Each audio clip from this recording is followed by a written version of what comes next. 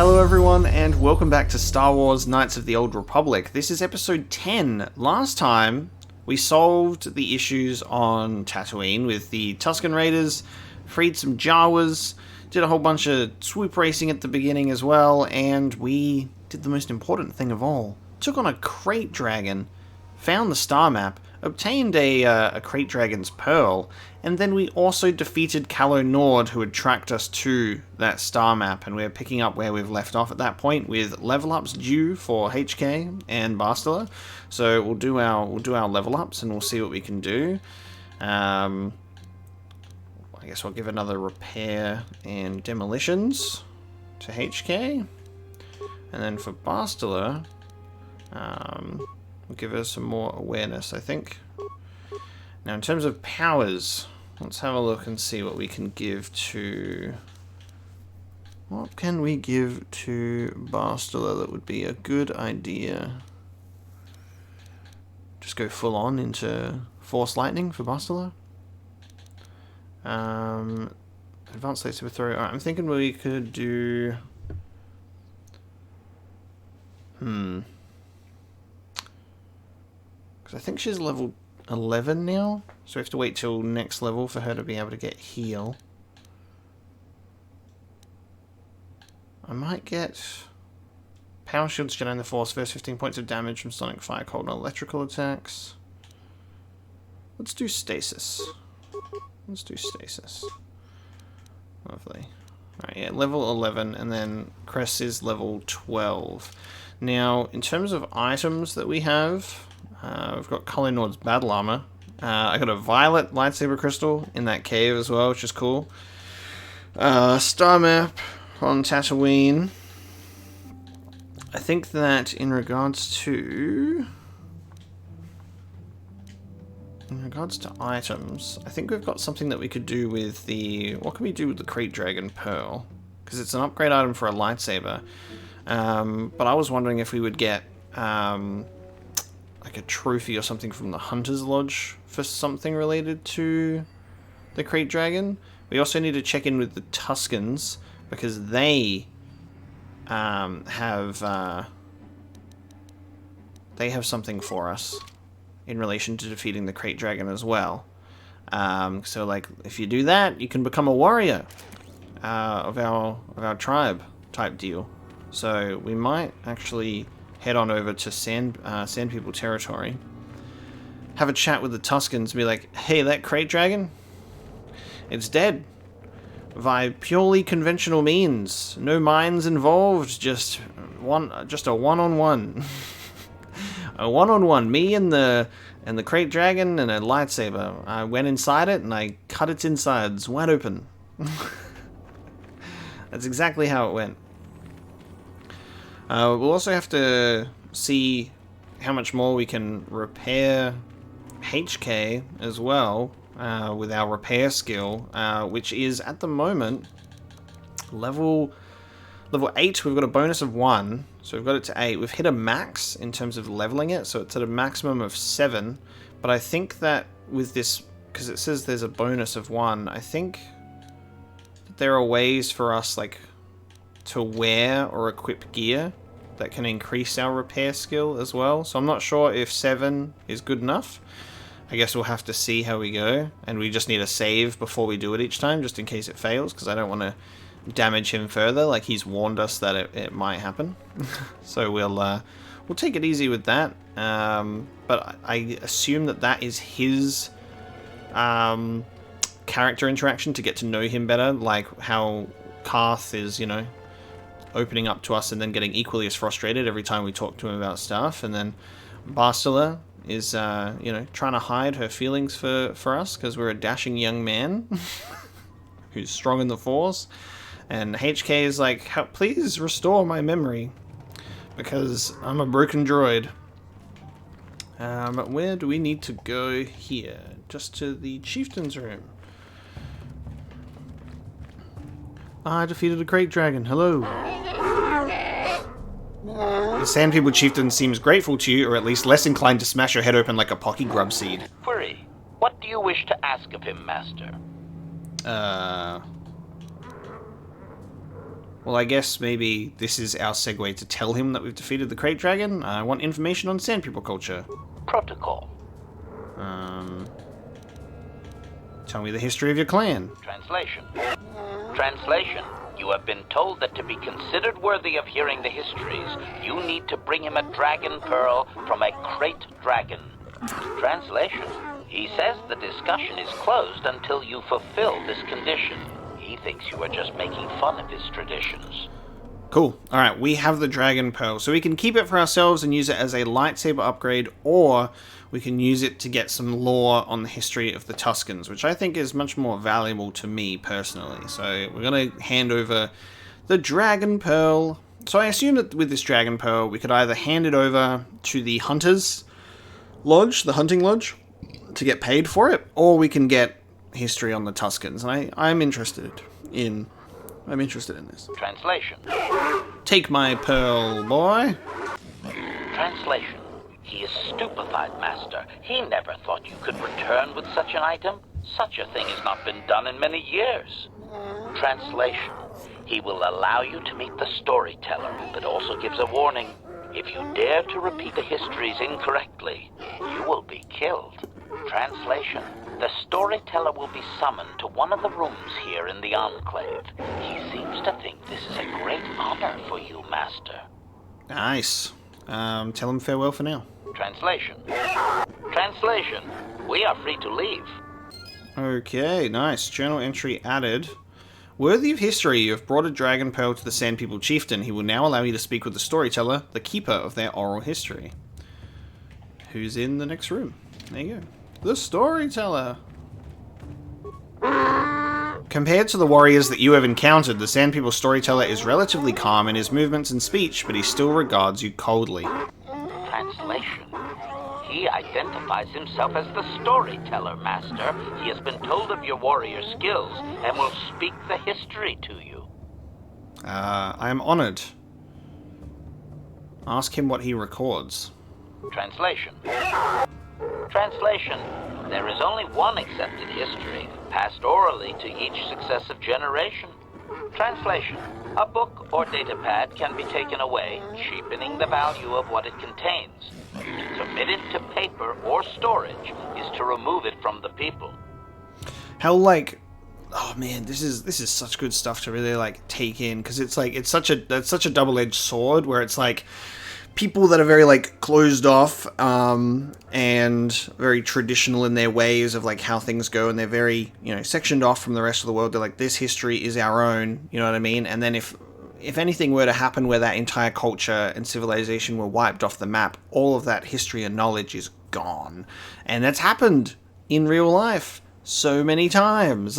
And it's like we're constantly chasing after these questions, and we have these questions and chasing after answers over like thousands of years because of all these civilizations that came before and the way that their history has been recorded. You know, it's just such a bittersweet feeling to be like, you totally get it, but at the same time it's like we are such a curious species, you know? What topics can I choose from? Translation. Translation. You may choose to hear the history, or you may choose not to. Their history is a single entity that cannot be partitioned. Translation. The only exception is in continuing the tales once they have begun. If you leave, when you return, he will continue from where he left off. Ah, okay. So he'll go through the whole history, and if we take a break and come back, he will continue. Begin the history. Translation. Translation. It begins with the ancient times. They were not sand people, for there was no sand. The land was green with life, and they walked without wrappings. Translation. Though the land was beautiful, they lived apart from the land. They built their walls high and saw beyond the horizon. They dared to reach the stars. Translation. There are no words for how long ago this was. It was before the outsiders, before the abduction, before the cities fell, before the builders. Before the builders. So that was like over 20,000 years ago, essentially. And there is an option for us to ask questions about what we've heard so far. So I think that we can take points to, like, do question time. Let's have a look, though. Cautionary. I should warn you, Master, that any questioning of their interpretation may be seen as trying to change the meaning of what was said. Clarification. They may consider this to be speaking the words in error, a blasphemy they would attempt to kill you for. I actually really, really like how HK also lets us know these things to be culturally aware of the Tuscans and how we choose to phrase our words with a different culture as well. I will try it, but we'll see. I want to ask something about the ancient times. Which is, by the way, such a bizarre thing, because, like, yeah, like, Tatooine wasn't always covered in sand, and they didn't wear wrappings. It's like, it makes me so curious about, like, what they were like. I want to, like, have a visual representation, like, of what they actually used to look like and what it was, because it's a very interesting transformation of their species and culture. Clarification. It would appear that they once had a thriving technologically advanced society, but were wiped out by a much more sophisticated alien species.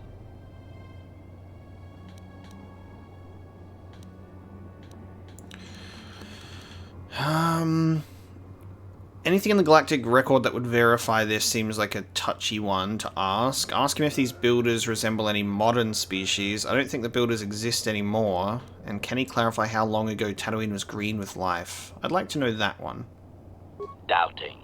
I don't believe he can, Master. Even if their stories are exact and unchanged, it is likely they were first told thousands of years after these events occurred. This has become very much like a creation myth for his people. There is no date. It simply was. Okay. Translation. Translation. He only understands the builders as an iconic force meant to test the resolve of his people.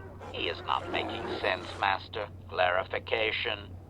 They claim their stories are repeated unchanged, but they have demonized these builders.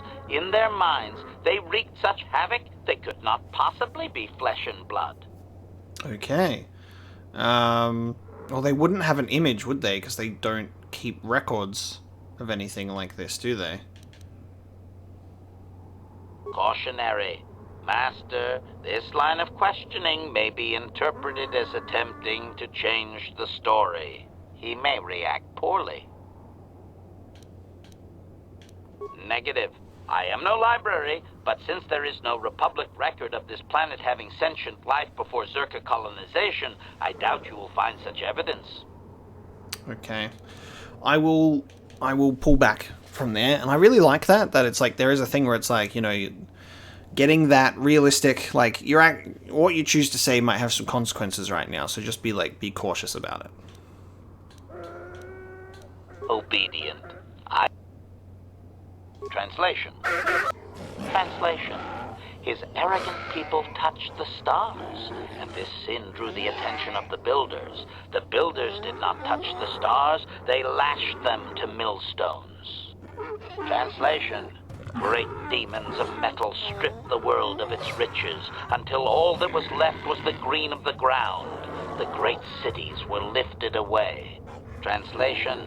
Those that had used the wealth were taken along with it. Transgressors abducted to serve past the sky, seeding the stars with penitent, adaptable slaves. Damn. So, they come in with machinery and basically, raised everything to the ground. And then I wonder if that means that they changed if they were responsible for essentially changing the planet. If they're called builders, is it possible that they also had the capability to terraform? Cautionary. Remember my warning, Master. I want to ask something about the ancient times. Or is that the one that we just went and we can ask them in order? Verification. It would appear...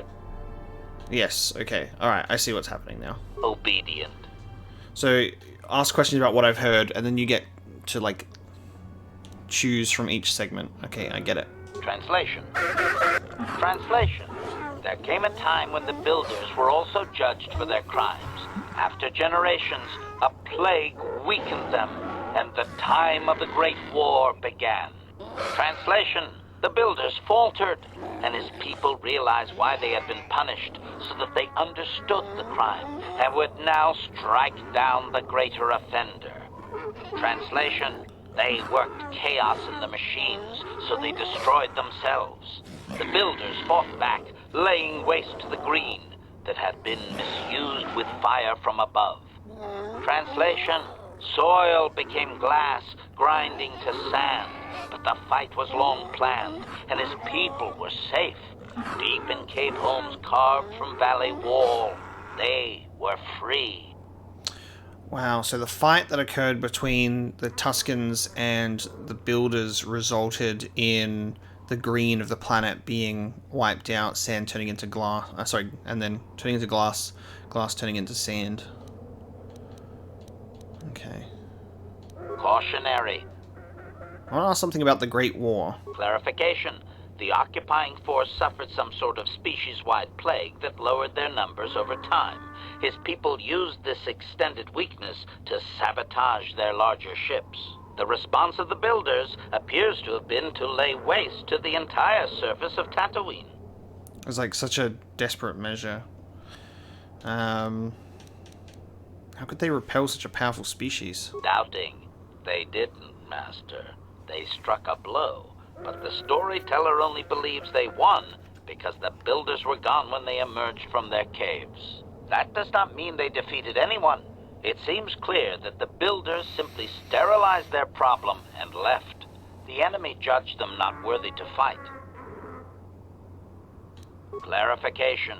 I may not have properly conveyed how long they fought with the builders. Given time, any number of armaments could destroy a world. Hypothesis.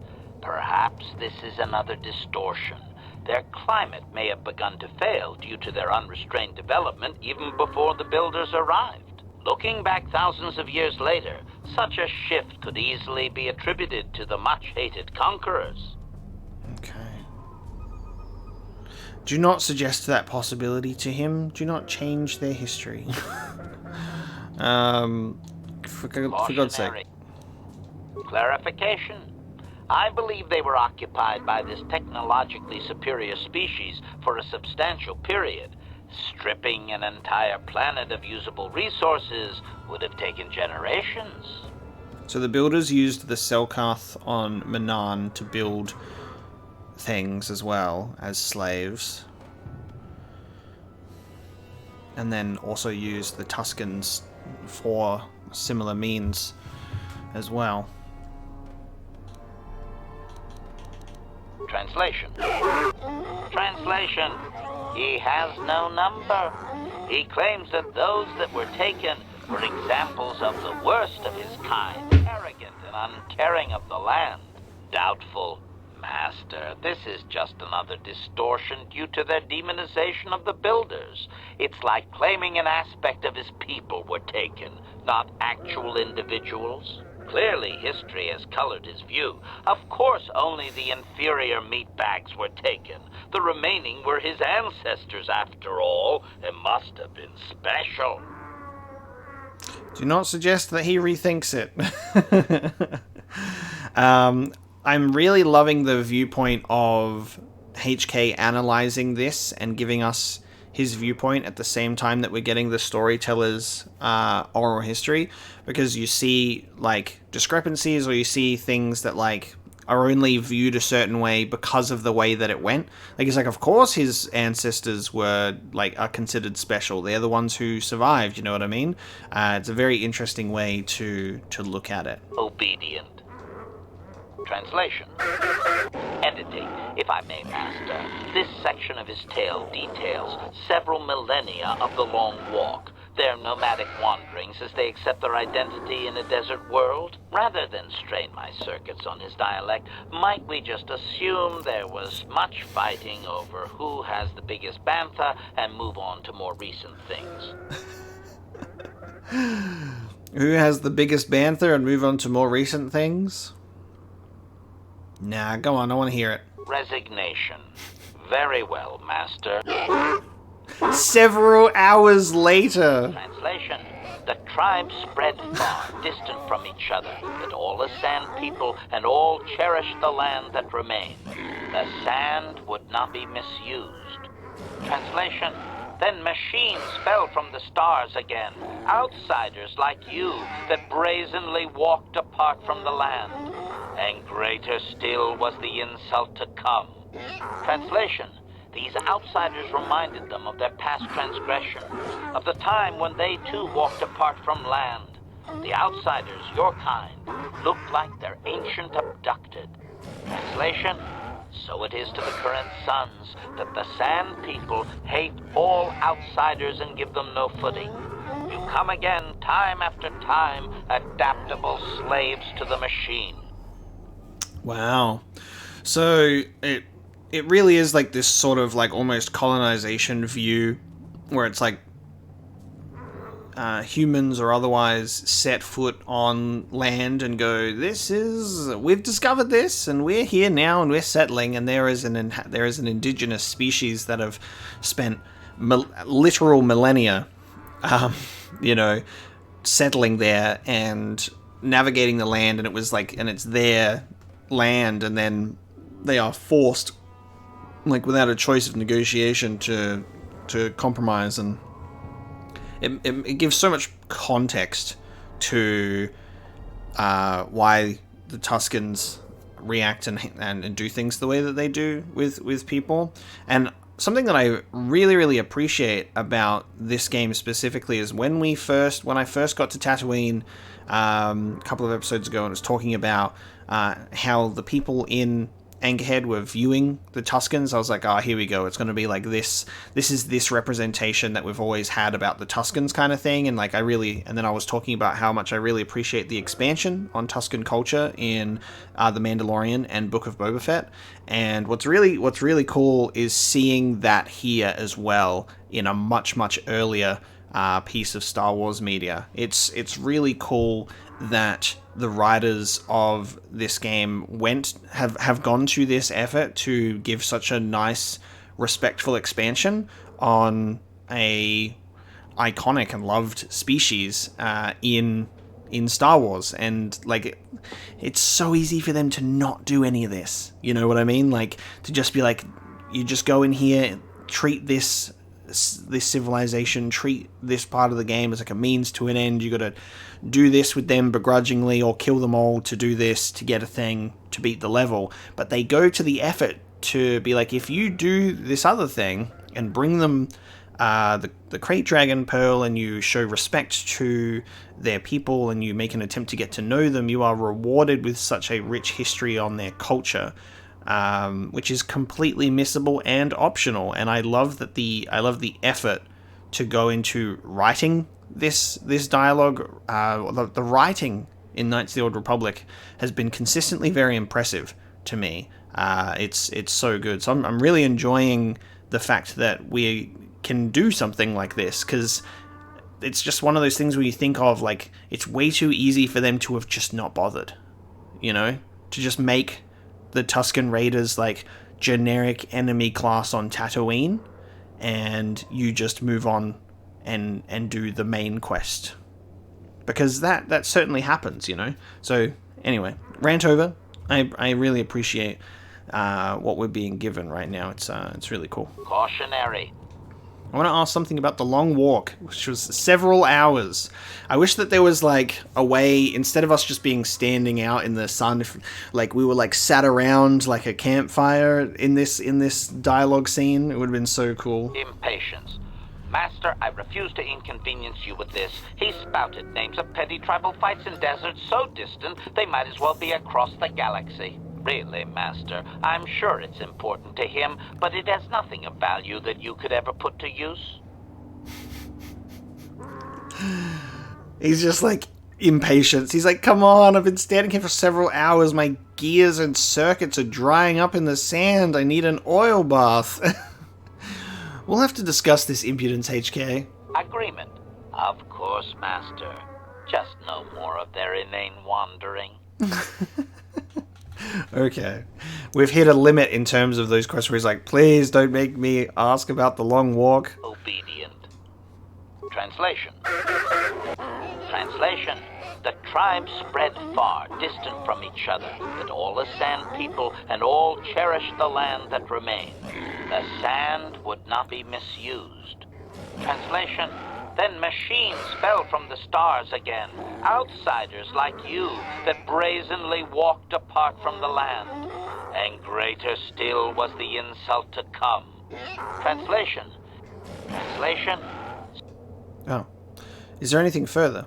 Editing. The last 1,000 years are full of conflicts with different groups of attempted planetary settlers, all of whom are poorly described, long dead, and likely untraceable. I believe I have truncated it down to the usable bits in what was already said. I hope it is enough, Master.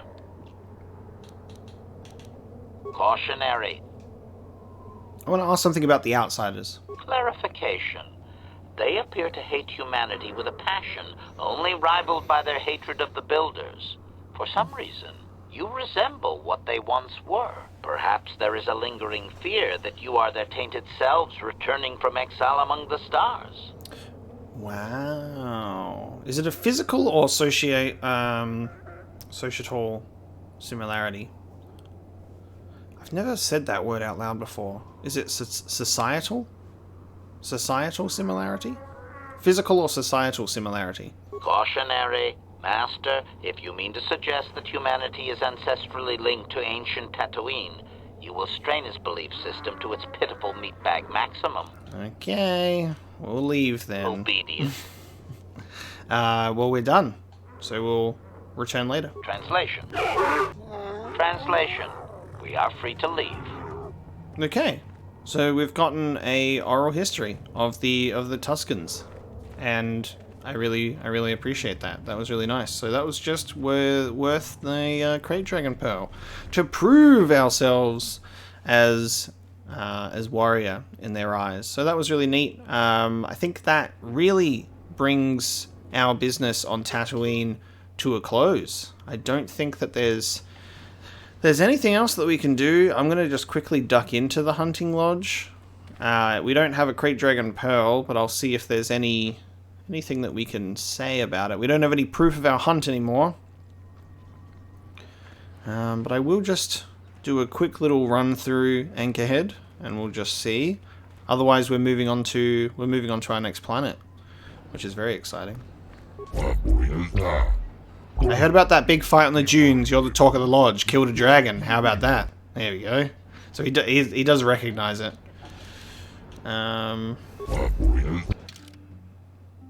But then also, like, we can't sell him anything because we don't have the Crate Dragon thing anymore. So I guess we'll just chill. Calo Nord's battle armor is worth 2,500 credits. I think I'll just equip that to Canderous though. We've got a whole bunch of lightsabers. Lightsaber crystals are also quite valuable. Mandalorian heavy pistol that we got from Calo Nord as well. Good stuff. Okay, let's leave Tatooine and head to our next destination. So we've got Kashyyyk, Korriban, Manan, right? I think those are our other planets. I'm not sure if after each planet whether there'll be any updates to this Yavin 4 station either, so it could be worth checking in as well. But we'll head back onto the Ebon Hawk for the first time since we've completed Tatooine. Oh, right. I've got a bunch of Gizkas.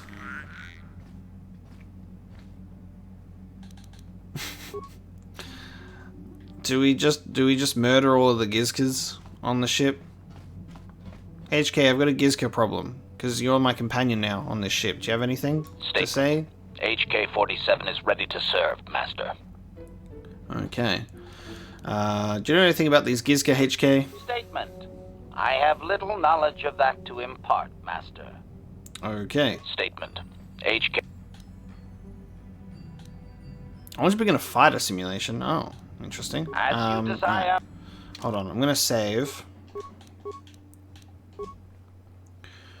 We will save because I want to try and repair him. I'd like to try restoring some of your memory. Affirmative. If you believe your skills are up to the task, Master, then I can certainly guide you through the process. Request. I only ask that you be oh so very careful, Master. Let's get started. Statement. As you wish, Master. The first stage is the simple one. Now close the last panel. I am afraid the operation did not succeed, Master. Damn. It was a valiant attempt for a meatbag. Supplication. Perhaps it would be best if you desisted your efforts for the moment, Master. This seems to be going nowhere. I want to try again. Statement. As you wish, Master. Can it work again? Now close the last panel. Damn. Supplication. Okay. I want to try again. Statement. Now close the last Okay. supplication. Very well, we'll do this again As later. you desire, Master. Okay. So our repair skill has already hit a wall. We need to increase it somehow in order to keep going. Statement. As you desire. Okay. Yeah, what do you want? Yeah, what do you want? You want another war story, huh? You want to hear about some other world getting wasted. Your stagnant republic has never seen some of the strange creatures and races we fought on the Outer Rim in those years. And you never will now. If a world isn't strong enough to defend itself, it's basically forfeit. But this story is about something a little different. We were going through the asteroid fields of the Crispin system at the very edge of the galaxy, playing with the pirates and smugglers we found there. The main belt in the Crispin system consists of mainly small rocks covered in frozen methane gas shells, and the pirates were using them for cover. Ha! I remember using a thermal generator to cause the outer layer of one of the asteroids to vaporize in a picosecond. It blew out and shredded the 3 smugglers using it for cover. But that was a mistake. The asteroid I had targeted was smaller than most, maybe a dozen meters on a side. On the outside, it looked the same as any other, just a ball covered in frozen gas. But something must have been inside it, something inactive in the cold. The heat of my blast might have triggered something or woken something up. After I'd hit it, spots of light and heat appeared all over the thin shell, still covering it, evaporating the gases. What lay underneath looked like some sort of rocky growth. A deformed rock, pitted by scores of micrometeorite scars. I think something even older might have been inside that. Interesting. Maybe, but maybe not. It started rotating faster and faster as we watched it. After a second, it started spraying fire, thermal projectiles that melted our armor like wax. We were caught completely by surprise. Before we could counterattack, it fled at an incredible speed. A ship. We couldn't catch it, but we could follow its hyperspace wake. We followed its trail as far as we could, heading away from the galactic core. When it finally led beyond the edge of our galaxy, we abandoned our efforts. Anything that wants to commit suicide in that great void is not worth our trouble trying to catch. That's the only story I have for now. I'll tell you some more stuff later if we get the chance. Is there something else you want to know? I love his war stories. It's great. Your choice. I'm here if you want something done right. Journal entry added. You have heard Candorus's tale of his encounter in an asteroid field on the Outer Rim, but do not know what to make of it. Maybe talking to him further will make things more clear. Cool. Do I just need to kill these Gizka to get them off my ship? I mean, are they that bad? Are they that bad? They're not too much of a pest. We just got a lot of pets, that's all. Just unfortunately adopted a bunch of animals that we didn't ask for. We haven't been with Zalbar enough for him to give us anything yet. Unfortunately. But if we go to Kashyyyk, that can change. Do you know anything about the planet we're on? No. I was wondering if you could help me with the problem? No. Anything more to say about yourself, Zalbar? Nope. Yeah. Yeah, he's got nothing for us yet. Jahani. How may I be of assistance to you? I was wondering if we could talk. What is it you would like to speak to me about? Tell me more about your past. Well, I suppose I have not talked very much about the Jedi I met back home. All of them, were so very invigorating. Invigorating? They were so very alive. So full of hope and energy and zeal. In retrospect, I can see it was a little bit tragic. Tragic? Well, yes. These Jedi were going to fight the Mandalorians just after they had invaded. Many of those Jedi perished in the fighting, but to us, they seemed invincible. Especially their leader, who they talked about all the time. Paragons of light and justice, sweeping away all iniquity before them. It was like looking at gods. Damn straight, I do look divine. The Jedi are not gods. I know that. I was using poetic license. But those Jedi, they were enthralling. Everyone wanted just to touch them. Some people thought it would bring them luck. Not that the peace they brought lasted very long. What happened? The Jedi left. The people grew complacent. Those who had been wronged saw their chance at revenge. And so the cycle continues. The oppressed become the new generation of oppressors. The human oppressed, that is. The non-humans were never treated well in any case. We felt the brunt of both administrations. Was it that bad? Of course it was. They took their frustrations and hates out on us because the people they wanted had already fled or were too well protected. But no one looks out for the injustices we suffered. Oh no, but I am sorry. I should not have outbursts like that. As long as you do not let your anger influence you. Don't you see? The very fact I mentioned it means it has its influence. Anger can lead to the dark side, and I must be ever careful that I do not fall back into those ways. I thank you for your support. My outburst was uncalled for, but you did not lash back at me. You are a much better Jedi than I, it would seem. But let us not speak more of this now. We should continue on our journey. Perhaps later we will talk again. Okay. Journal entry. You have heard from Juhani that her people were oppressed and ostracized by the human majority. It seems that the Jedi were the only ones to treat her fairly, and maybe why she admires them so much. Perhaps in a little while she will reveal more. Okay. That's the way out. Missions here. Hey there, what can I do for you? Want to talk about your brother? Don't worry. I won't let the search for Griff get in the way of what... Okay, not yet. Okay, have it your way. I'll have to run around with them a little bit more. Let's head back to the cockpit. And we'll talk to Karth and Bastila and then choose our next destination. Yes, what's on your mind? You still feeling left out, little bitch? We didn't end our last discussion very well. Well, I'm not very good at this. I know I owe you an apology. More than one, probably. I was just so desperate to finally face Saul directly in the battle over Terrace. And now the Jedi have us looking for these star maps. I know this mission is important, it's just... I feel a bit useless. I mean, I can fight, sure, but I'm no Jedi. All this feels completely out of my league. Okay, so his name is not Saul. I don't know where I was getting Santos from. I should write it down.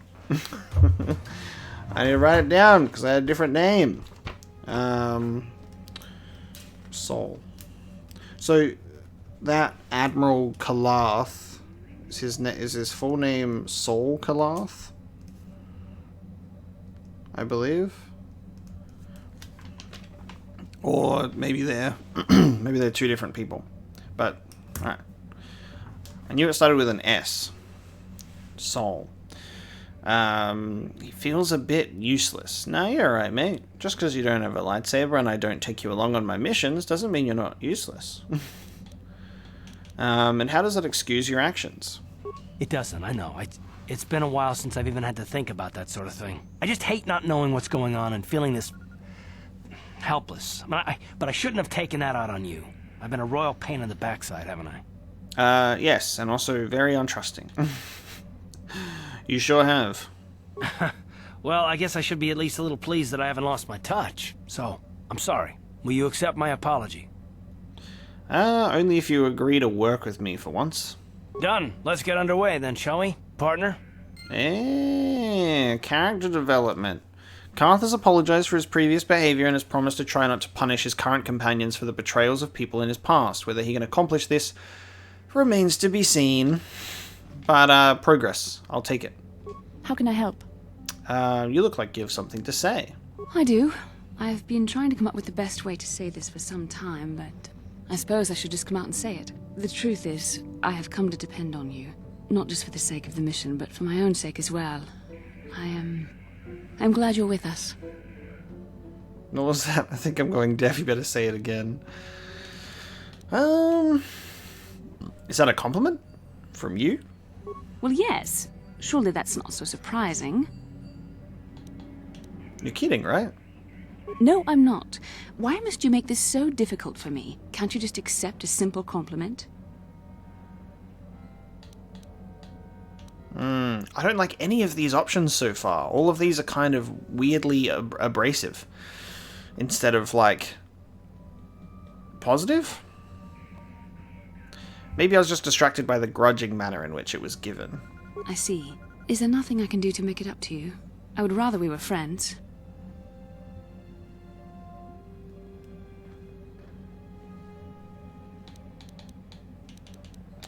Jesus. How close a friend would you like to be? You know I can't feel that way about you. Can't. About any man. It Can't! isn't permitted. I'm a Jedi. I must resist these temptations. But I still want to consider you a friend. We could never be anything more, though. That isn't allowed. Yes. She can't have feelings for me. She's trying to resist the temptation of Crest Dracor. We're being terrible Jedi in this game. We're just like, this is Anakin and Padme, except if we were both Jedi and fucking off on an adventure in the stars and going like, got a great connection, baby, you and me. Let's do something about it. Fuck the Jedi. Or should I say, fuck the Jedi? I'd like that, I suppose. I know my manner can be a bit taciturn. I know you must be getting sick of my lectures about the dark side and everything else. I spent all my years being hounded by my instructors, being told so often how gifted and important I was until I was sick of it. I remember when I was younger, I used to swear that I would never become as self-absorbed and stodgy as the Jedi Masters. It's ironic, really.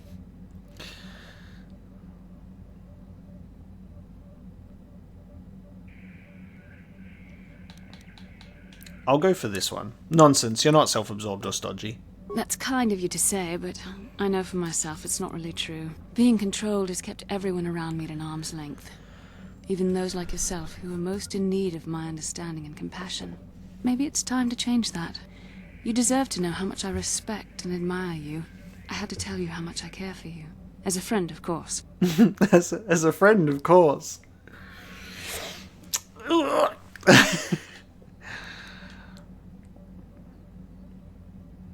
We could be more than friends, Bastila. Please, it's not allowed.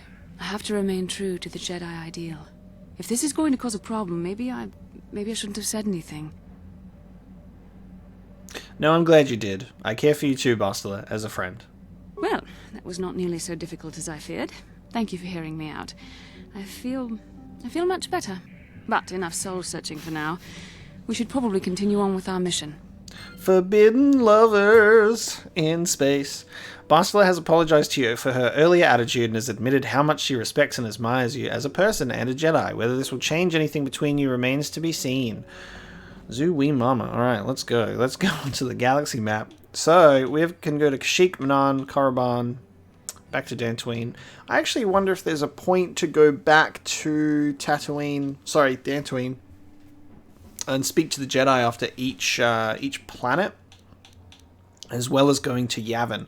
I'm gonna pop over to Dantooine and see if there's any changes with the Jedi Academy. If not, I think we'll head to Kashyyyk.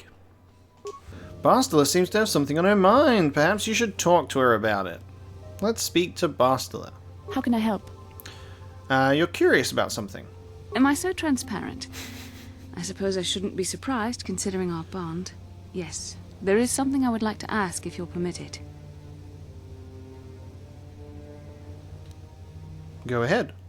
In our time together, I've been watching you. You are a true servant of the light. You follow the tenets of the Jedi Order despite the lure of the dark side.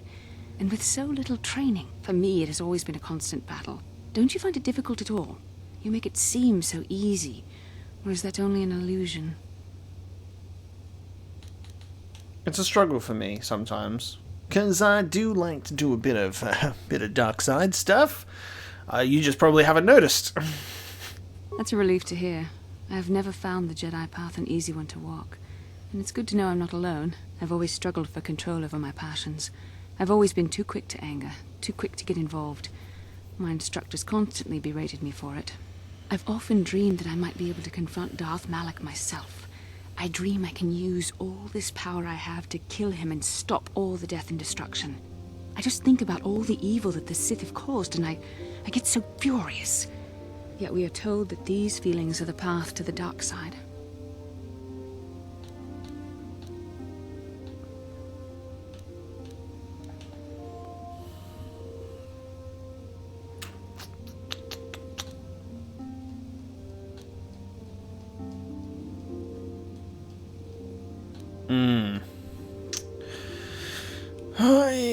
These are some these are all very interesting choices. Might go with, I think destroying that kind of evil would be worth it. But what comes next? After using all that power, would you decide to impose your own view on the universe? The dark side corrupts your very thoughts. The very thought that I could become as evil as Malak. I just can't fathom it. It just doesn't seem possible. I mean, how could I... No. Wait, I'm sorry. I shouldn't even be asking you this. The Jedi teachings are clear.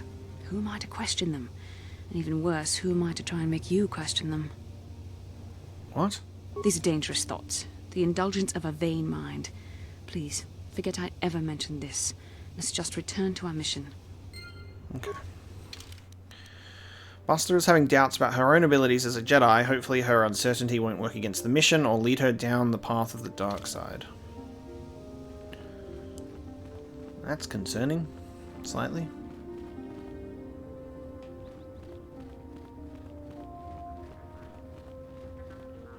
Who's this person? This person's new, I think.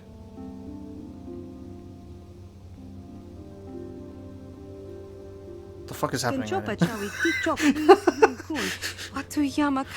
Excuse me, I know it's been a very long time, dear, but aren't you Bastila? Helen's little girl? Yes, it is you. I can see it in your eyes. My, how you've grown. Bastila, yes. I take it that you know my mother? Oh yes, I worked for your father on an expedition years ago. Your mother showed me hollows of you before you left. Such a pretty little girl you were. Is there something I can do for you, miss? As you can see, we're in quite a hurry. Don't be rude, Bastila. Oh, I didn't mean to take up your time. I just wanted to ask you if your mother's condition has improved any since last I saw her. My mother's condition? Oh, you don't know? Oh dear, I assumed that she had found you. When I talked to her last, she was desperate to find you. I've not seen my mother since I joined the Order. Do you know what's happened? Did she say anything about my father? I'm sorry, dear, but your mother is very ill, so she told me. She didn't say anything about your father. However, I didn't see him. I see. Where did you meet her? Do you remember? I saw her on Tatooine, dear. She said she'd been there for a while. Maybe she's still there. Thank you for informing me. I really must be going now. Bastila doesn't have a good relationship with her mother, though, right? She has a better relationship with her father, I believe, based on the information that based on what we've spoken about with her. What's all this about? It seems my mother's been looking for me. Strange. Should we get the opportunity, could we look for her on Tatooine? Yeah, I thought you and your mother didn't get along. We never did. I am interested in hearing about my father, however. Part of me would rather not see her at all. But if she's really sick, well, we shall see. I want to, but I'm concerned about Bastila's going down the path of the dark side now. You encountered someone named Malaire who told Bastila that her mother was looking for her. Bastila has asked that you look for her mother. Her name is Helena, and Malaire reported that she last saw her in the colony of Anchorhead on Tatooine. Yeah, looking in there, I was like, there's a new character in there. So that was very interesting. And it turns out to be related to something quite important. Oh fuck, we'll touch base with the... Let's touch base with the Jedi Council first. Yes, Padawan. No. Jedi Bobo. Let's head in, and we'll see if they've got any updates for us. If we can touch base about what we've experienced on Tatooine, they might be able to help us with Bastila as well, and then I can also reassess my current situation with my lightsaber crystals. I know that we could do this on the Ebon Hawk because we've got our own workbench, but I may as well just do it here while I'm here. Now, the short lightsaber I think is the one that I want. Yeah. Attack +3 and damage +3. 2 to 12 damage on critical hit. I'll equip both.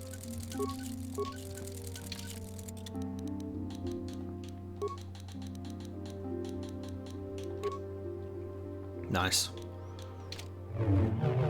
Look at that.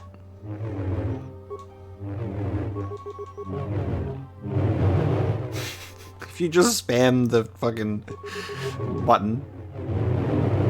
Flail it aggressively. Hell yeah. That's so cool. Already upgraded this stuff. Kalinord's battle armor, however. Let's upgrade that as well. And I'll give that to Canderous. Green and purple. I got the best lightsaber colors right now. May the Force be with you in your quest. It is well that you are still alive, Padawan, in that you have not yet managed to fail us completely. Okay. You have a mission to attend to, Padawan. The Council has placed the fate of the galaxy within your hands. You must not fail in your mission. Find the star maps that lead to the Star Forge. But beware that dark side. Bastila will guide you, but she herself is young and new to the ways of the Jedi. The fate of the galaxy is in your hands, young Padawan. May the Force be with you. Okay. And then the Chronicler is just going to talk about chronicling. So, no updates with the Council, but worth checking out anyway, just in case. So, let's head back to Tatooine, so we can then find Bastila's mother. This is a very interesting one, because yeah, I remembered that Bastila does not have a good relationship with her, but it might lead her to know more about her father. But it's also not recommended as a Jedi, and I'm also partially responsible for making sure that she's actually doing what she's supposed to do. And why the hell are you all the way back here? It's always funny when a party member just like lags behind so much to like that point. I'm like, how are you still that far away? What is going on? She's just standing around. Where's Juhani going now? What can I do? What the fuck? Juhani running all the way down there. What? You guys good? Let's go, please. On to the Ebon Hawk, back to Tatooine. Let's see if we can find her. I don't know. So, Helena we're looking for. Let's see.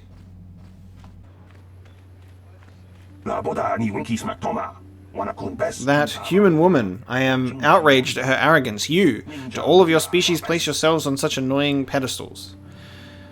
What? What are you talking about? You should be sorry for sharing a species with that creature. I swear Helena must be your word for pit rancor. Okay. Helena. Bastila. Bastila. I almost slipped back into my previous pronunciation. Bastila, isn't that your mother's name? My mother was supposed to be here somewhere.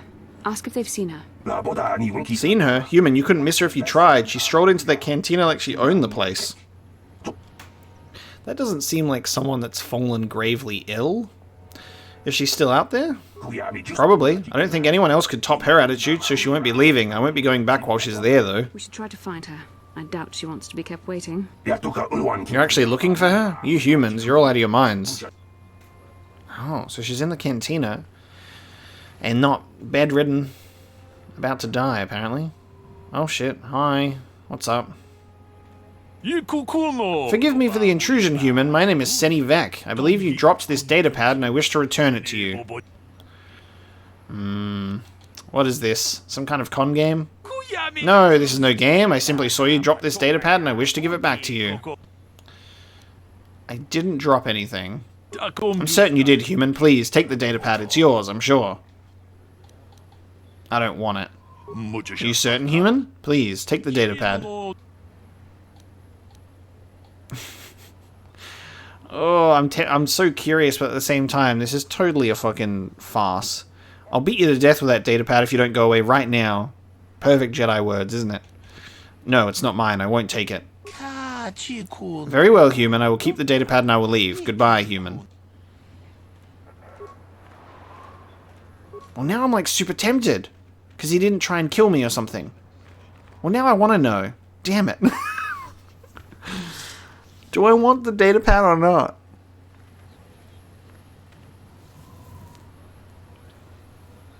No, I want it now. I'm curious. You've charmed me. I'm getting it. It just appears out of nowhere. Seni Vec.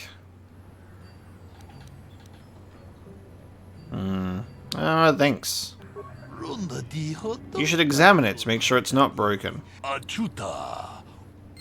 I'm fully expecting this to just be like a bomb that's going to blow up in my face. Jedi Haradan. A Twi'lek named Seni Vec has given you a datapad he claims you dropped. On the datapad is a cryptic message. The Jedi Haradan say to see Hulas on Manan, come alone or not at all. Oh. It's not a bomb. I was like, this is gonna like blow up or something. Okay. I changed my mind. I'm fine that I have the datapad now. I thought it was going to be a trap, and I thought he was going to try and shoot me if I didn't accept. Turns out, I should be more trusting of others. What am I, Karth? Alright, let's go into this cantina. Hi, Mom! Who's apparently ill, but also, like, stinking up the place. Where are you? Oh, there you are. Helena. Who else is in here, by the way? Furco Nellis. Good old Furco Nellis. What a great guy, that Furco Nellis. Alright, let's speak to Mother Dearest. Hello, Helena. Beth? I'm sorry, do I know you? I'm here, Mother, but don't you recognize me? What do you expect when I haven't so much as had a picture of you since you left? Do you know how long I've been trying to find you? You knew as well as I communication would be impossible once I joined the Order. Now what is this about? Where is Father? Then you haven't heard. I should have known. Has something happened to him? Are you going to tell me or not? Your father is dead, Bastila. That is part of the reason why I was looking for you. Dead? What happened? What did you do to him? Isn't this a lovely reunion? Already she's flinging insults at me. Tell me, you're one of her friends. Do you treat your mother this way? Bastila's mother is Dr. Chakwas. Isn't this a lovely reunion? Already she's flinging insults. You don't seem very ill. I don't know, I don't trust this woman.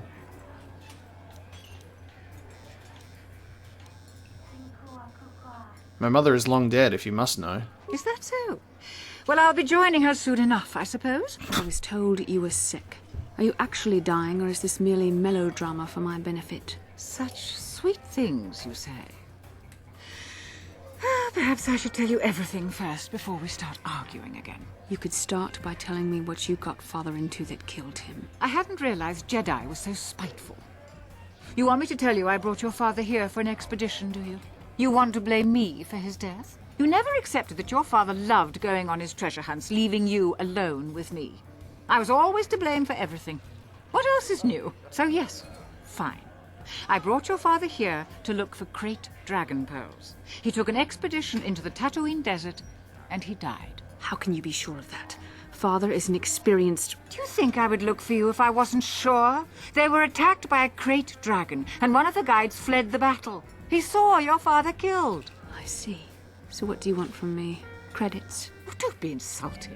I want you to use those senses of yours. I want you to find him. I want you to bring back his holocron. Why? So you can sell it? Is it too much to ask that I have something to remember your father by? Of course it is, isn't it? You couldn't be bothered. We're very busy on a mission from the Jedi Council. I doubt I'll have the time. Ask my companions if you doubt me. Why don't you get the holocron yourself, Miss Helena? As my daughter is quick to point out, I haven't the coin to hire another expedition. Nor am I the adventurer my husband was.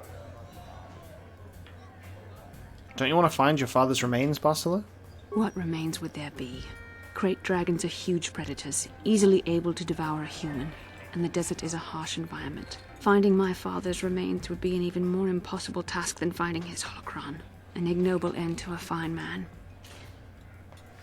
What about your mother's sickness? It doesn't seem to have anything to do with what she's asking.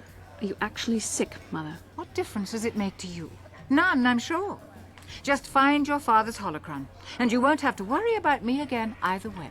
That's the kind of response I would expect. Very well. We'll look for the holocron if we have time. I can't promise any more than that. I believe your father was headed north towards the Sand People Enclave. I would check along that route, dear. Do please hurry. Do please hurry. So, manipulative mother being like, oh, I'm sick. But also, I want you to do a job for me. Bastila agreed to consider her mother's request to locate her father's body and recover his holocron. It should be out in the Tatooine desert, likely near wherever crate dragons exist, though Bastila did not promise that she would give her father's holocron to her mother, even if she did find it. If anyone deserves it, to keep it, should be Bastila. Okay, let's head out into the desert, towards the Sand People Enclave. The good thing is about the fact that we've pretty much cleared most of Tatooine already, is that this should be relatively simple to do. So I'll take a walk out in that direction, which is not actually where the crate dragon that we've faced off against is. So I guess we'll just see if there's another one. Are we going to encounter a second crate dragon? Good hunting out there. I wonder. We'll see what we find. So, Bastila, I heard a rumor that the Vulkars captured you without much of a struggle. It must be embarrassing to be bested by a handful of street thugs. There were extenuating circumstances, and I can assure you, it took far more than a handful of Vulkars to subdue me. I haven't brought Candaris along with Bastila yet, so this is actually great. We could have probably had this conversation ages ago. This just shows how cool it is to bring other people together. I'm going to need to do that. I think we'll do Mission and Zalbar when we get to Kashyyyk. But then mixing it up with other people might be good too. Yeah, I'm sure that there were 20 of them. I mean 50. No, wait. 100. Whatever you say. All I know is that if we had more Jedi like Bastila fighting against us in the Mandalorian Wars, my side might not have lost. Bold talk from a broken-down mercenary who is serving at Davik's heel. I'd call you his pet calf-hound. But they have enough loyalty not to turn on their masters. Insults? Maybe if your master had trained your lightsaber to be as quick as your tongue, you could have escaped those Vulkars, you spoiled little Jedi princess. I was not spoiled. I was given the same training as everyone else in the Order. You are nothing but No, I must not do this.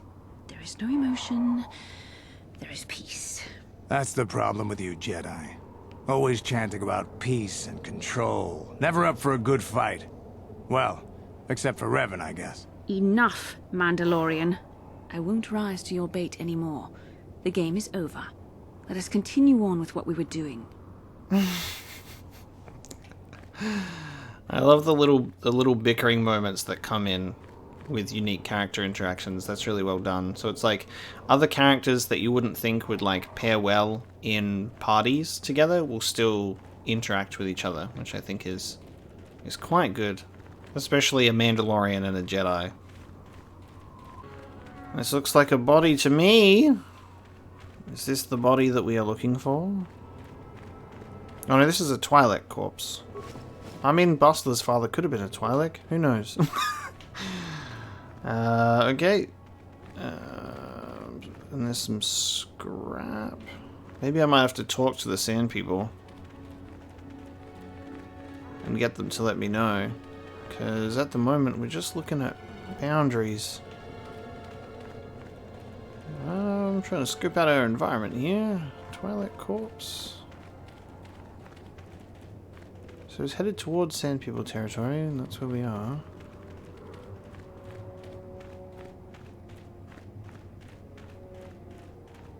Oh, there's a skeleton. Skeleton?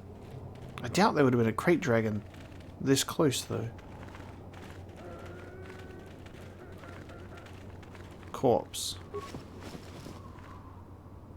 Life support pack. Like, the father's corpse wouldn't be so close to the Tuscans' camp. I wouldn't think, because you'd think that these corpses were more like killed by the Tuscans themselves for trespassing.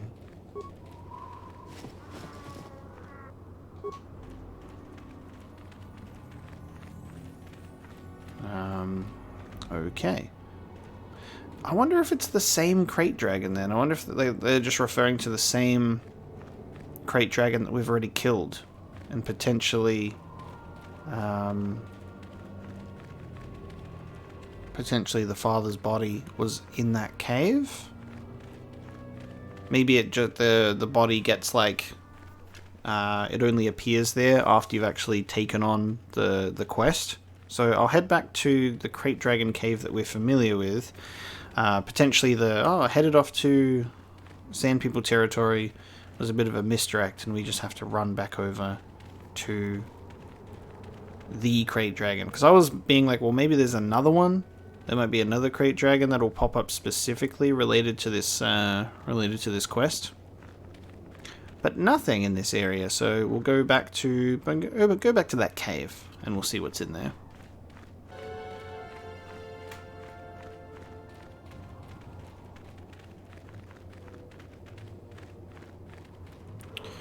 We've already looted this chewed human corpse before, though. And that's how we got Jedi Master robes.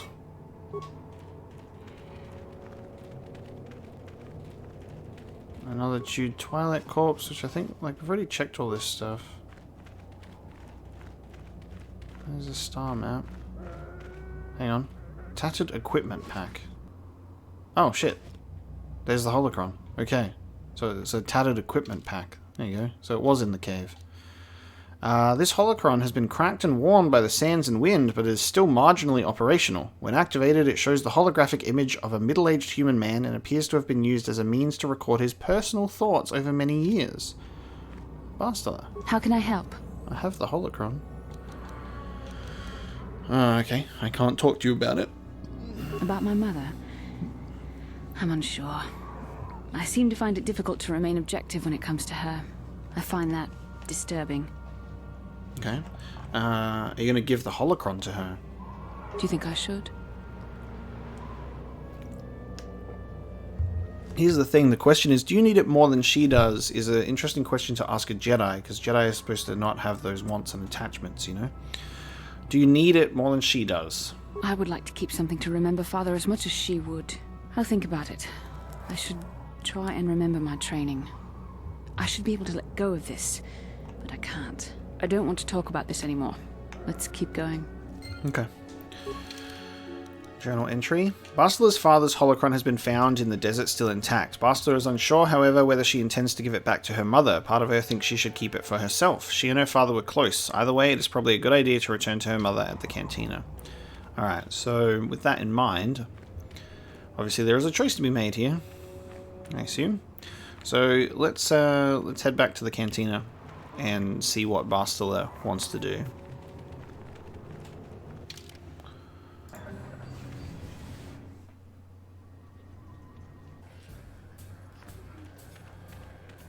Back already? Have you even looked for the holocron yet? I have the holocron, Mother. I'm just not sure I want to give it to you. And why not? Would you deny me even that? I've never denied you anything, Mother. You may think I don't remember what it was like before I left for the Order, but I do. You were the one who pushed Father to go on one treasure hunt after the other. You loved living in wealth. You think I don't remember the fights? You were eager to send me to the Jedi even though I didn't want to go. You took Father away from me, and now this holocron is all I have of him. Fool girl. You have a strange way of remembering things. That wasn't... No, I don't wish to argue with you anymore, Mother. It's time we parted ways now, for both our benefit.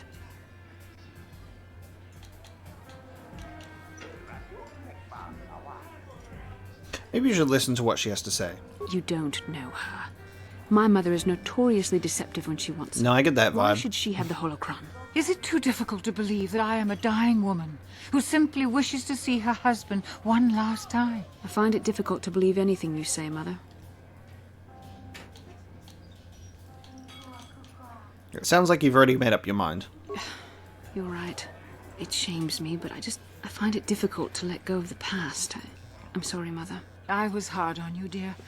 I wasn't a very good mother to you. I know that. Your father loved you so. He wanted you to be just like him. He wanted to take you on his hunts, but I said they were too dangerous.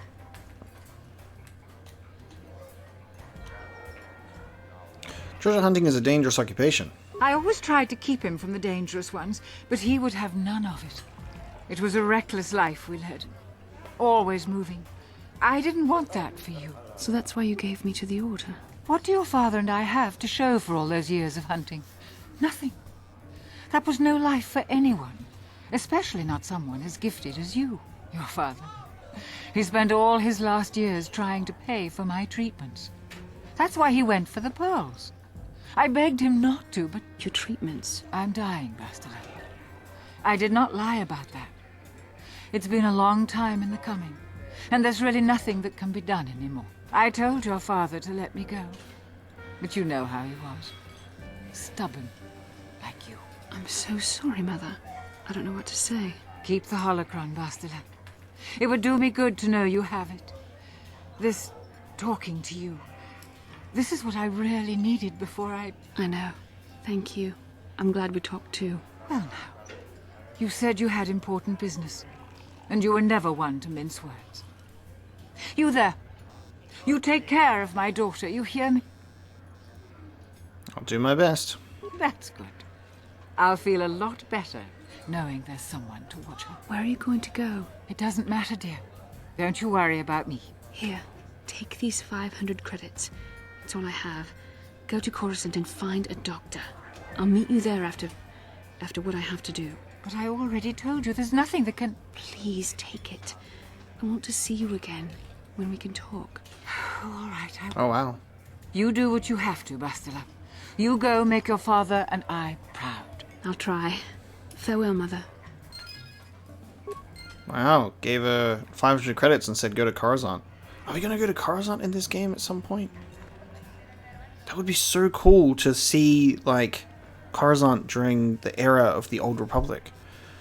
Bastila has something on her mind. How can I help?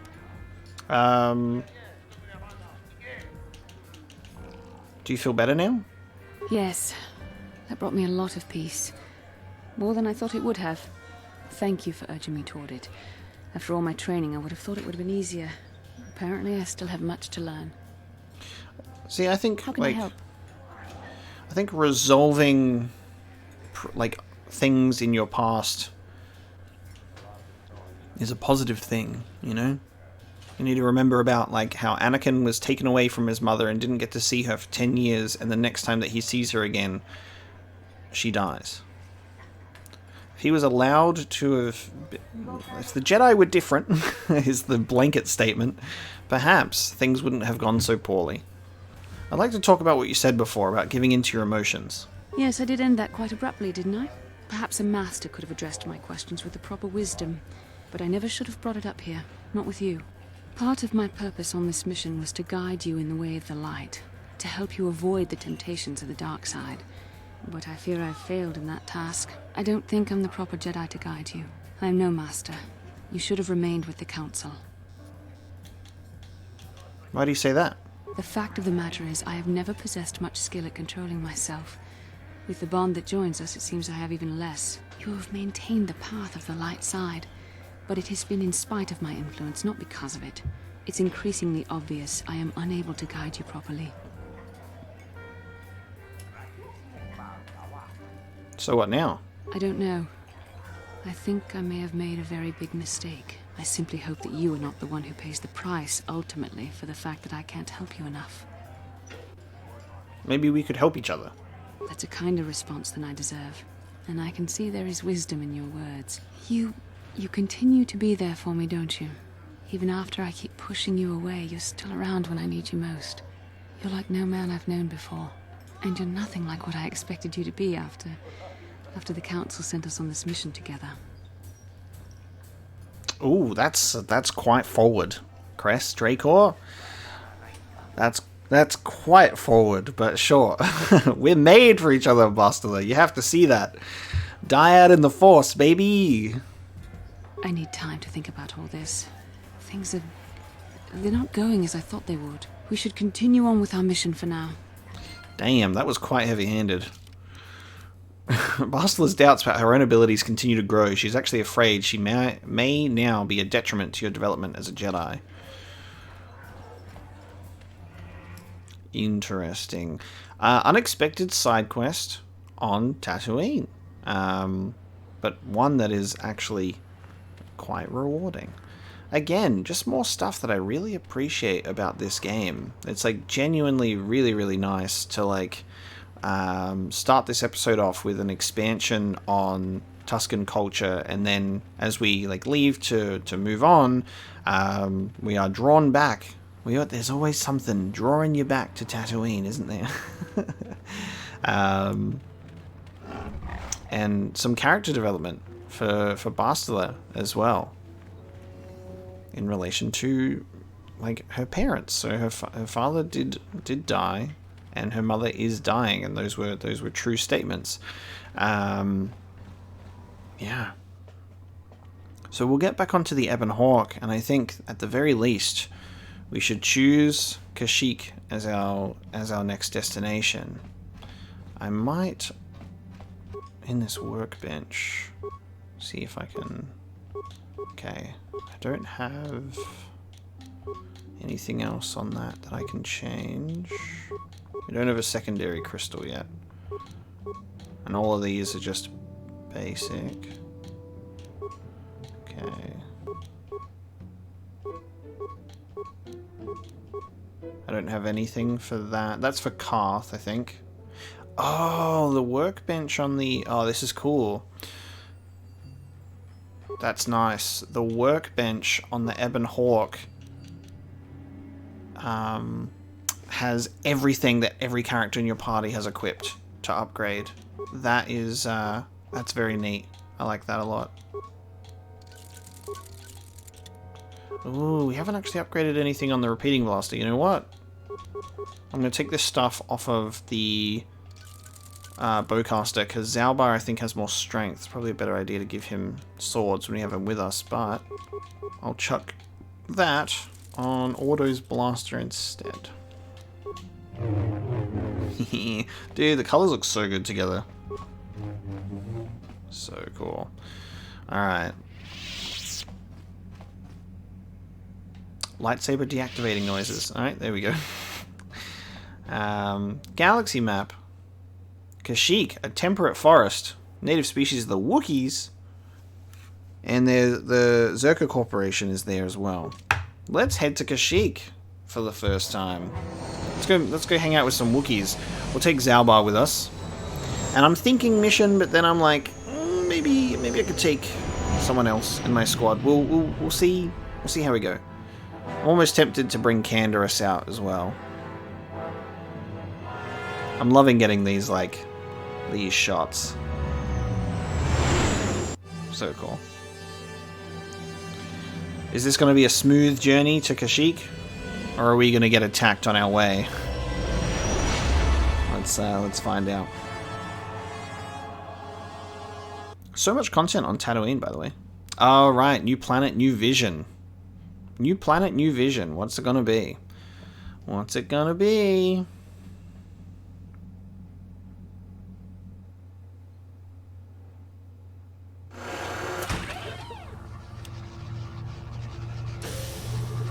Oh, right. It's just going to be the star map on Kashyyyk, right. I forget that the the visions when we head to a new planet is just based on the star map. Lame. That's okay. This shot just looks like Endor.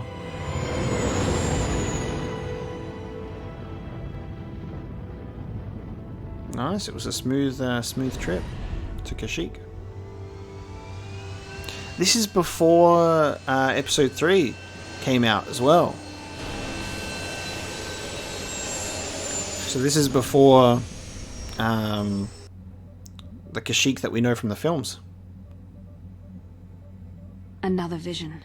The Force is guiding us, helping us retrace the steps of Malak and his old master, leading us ever closer to the Star Forge. Kashyyyk is a lush but simple and undeveloped world. I would not have expected to find the alien technology of a star map here. Well, I would. It seems because it's tucked away that it would seem less obvious that it would be here. It looks like the star map was on the forest floor. The Wookiees of Kashyyyk make their home high among the Rosha branches.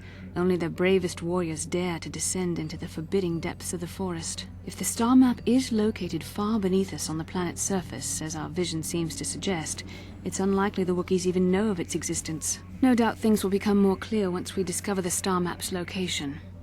Cool. Let's see if anyone has anything to say before we depart. How can I help? When we last talked, you said you needed time to think, so... You have been patient with me, haven't you? I suppose you deserve an answer. But you have to understand how difficult this is for me to say. Yes, I think so. With all my training, I should be able to control myself better than this. But you're not like anything I expected. You're not like any man I've ever met before. I find myself watching you when I don't mean to. I'm thinking about you when I don't want to. It isn't supposed to be like this. What are you trying to say exactly? Every time I try to call on all my teachings to calm myself, they fail me. You have such power, such passion. I don't know if it's due to the bond between us, but I'm drawn to you.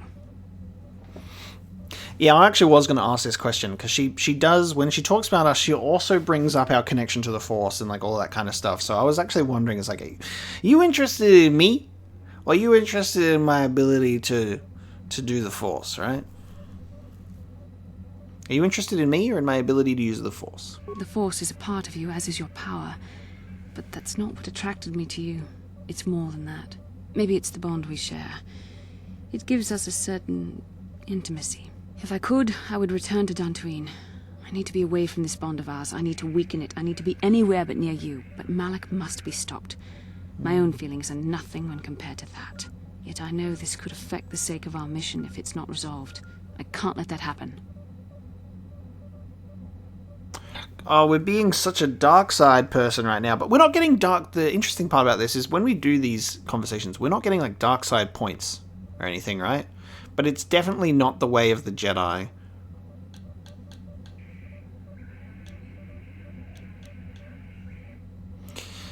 It just like this one saying, just give in to your feelings, Bastila. I know you want to. It's just like, I don't know, it's not something that I would say. Necessarily, I probably wouldn't say any of these, but...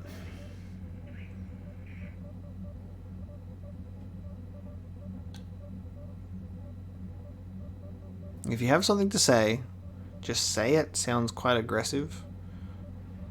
But then also just telling her to give into her feelings when... it's hard, man. It's hard. I think we should have some privacy for this. Come with me. If you have something to say, just say it, okay? You're stronger than I am, and there's no point in telling me otherwise. You will be a great Jedi, I think. I hope. In some ways you make me feel weak, like I'm caught up in the wake of our destiny. But at the same time, you make me feel stronger, more alive. So what does this mean for us? I realize now these feelings are part of the bond we share. The Jedi Council surely realized this. They knew my loyalty to the doctrines of our order would be tested on this mission. By facing and overcoming my feelings for you, I've learned a valuable lesson about control and the dangers of emotion. This is an important step in understanding the Force. I'm sorry if this is not what you wanted to hear, but I felt that it was important you know infatuation was nothing more than a result of our powerful bond.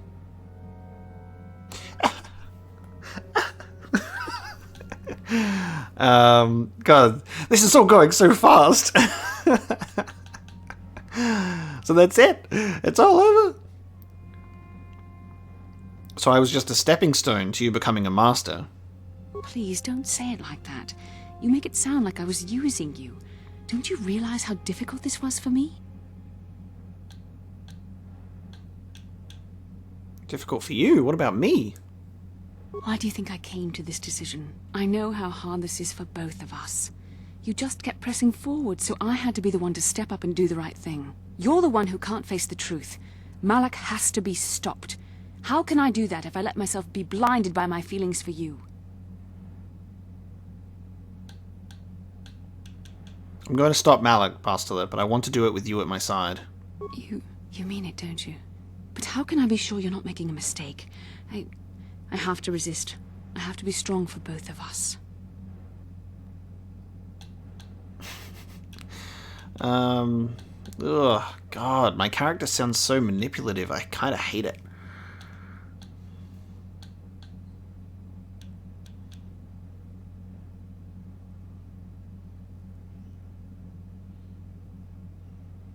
Like, he comes across as, like, these dialogue choices are so, like, manipulative and needy. Like, he's like, just give in for me, just this once, baby. Like, it's kind of gross, but at the same time, I don't want to, like, the relationship, idea between Bastila and our character sound really, really interesting. As a way for us to be able to... I'd love for this to... like happen in a positive way where it can show us that we're capable of doing this while still maintaining, you know, and our connection to the Jedi Order, to prove them wrong that you can love and fight. I'm gonna say, you know, I'm right, Bastila. But I can't. Malak will... Shut up and kiss me, you babbling fool! Oh, wow. This relationship has moved very quickly. Interesting. I wouldn't say I love you at this point in time. It feels a bit too early. Let's go for the dashing scoundrel dialogue instead. We'll go for the Han Solo move. Shut up and kiss me, you babbling fool. Oh my. Oh my. Oh, it happened. We faded to black. We shouldn't have done that. It was wrong. The Jedi are not allowed to fall in love. The fade to black kiss, it's too explicit to be shown on screen. Must have been a good kiss. Didn't feel wrong to me. It was a moment of weakness. When I kissed you, we shouldn't have. I'm sorry. No, I know we both wanted it, but we shouldn't have given in to our desire. We're Jedi. We can't act like this. Not now. Not while we still have to deal with Malak. I'm sorry. I don't blame you, but it was a mistake. I have to get out of here before somebody sees us together. Ouch. Ouch.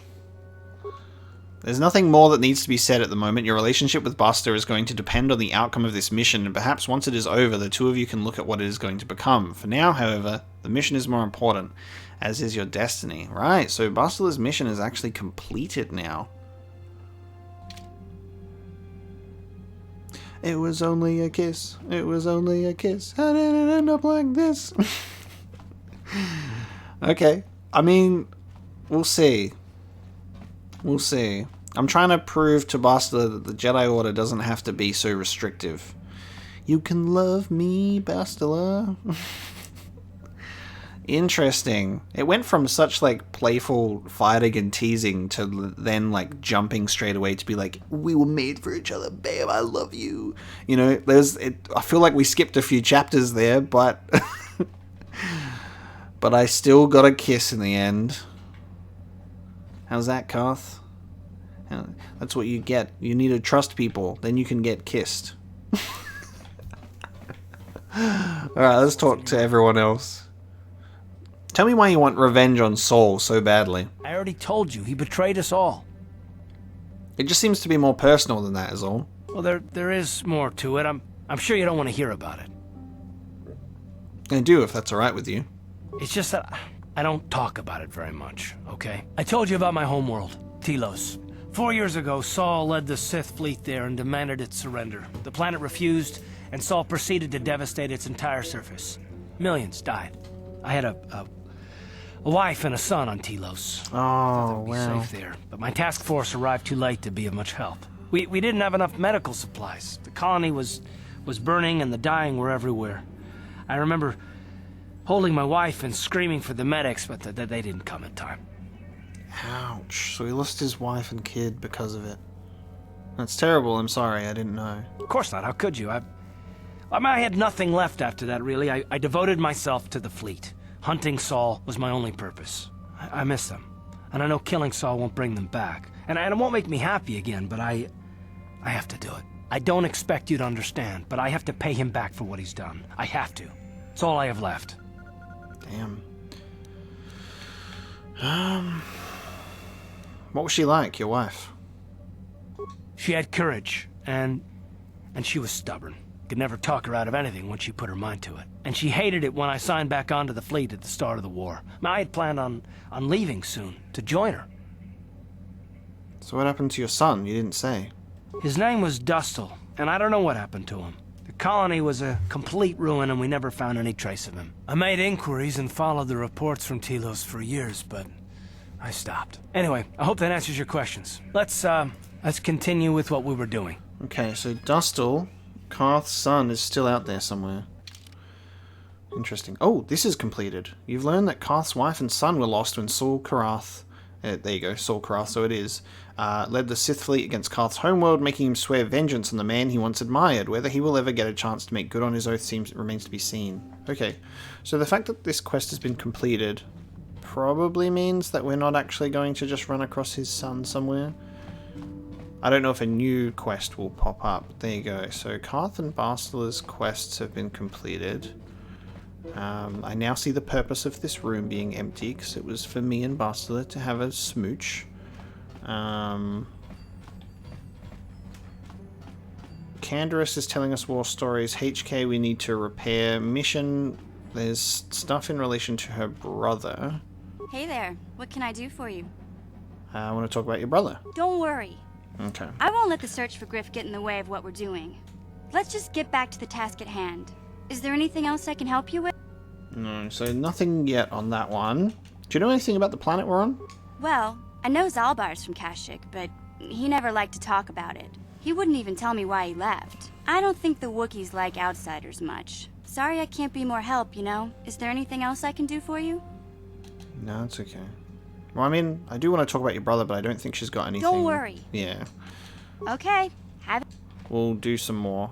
I'll take mission with us to get some more expansion on that. I'm also going to talk to Zalbar and be like, hey, do you know anything about this planet we're on, Zalbar? Do you know anything about this planet we're on? I've been away from Kashyyyk for a long time, but things look the same as I left them. Slavers still hold my people prisoner. I'm not sure what I can tell you or even what I want to. You're an outsider here too, it angers me. I'm gonna help you, I'm gonna make you like me. We're gonna have a good relationship. Okay, let's proceed. We're gonna leave. We'll take Zalbar with us. Again, I'm going the long way to get out because I keep getting lost in this ship. Okay. Zalbar, and I've got to level up Zalbar as well because he's only level 8. We've got to put some points into him because I think he should be at level 11 now.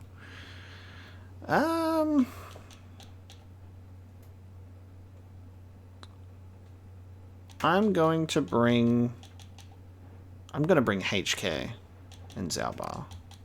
HK can kill some slaver meatbags. How about that? See how we go.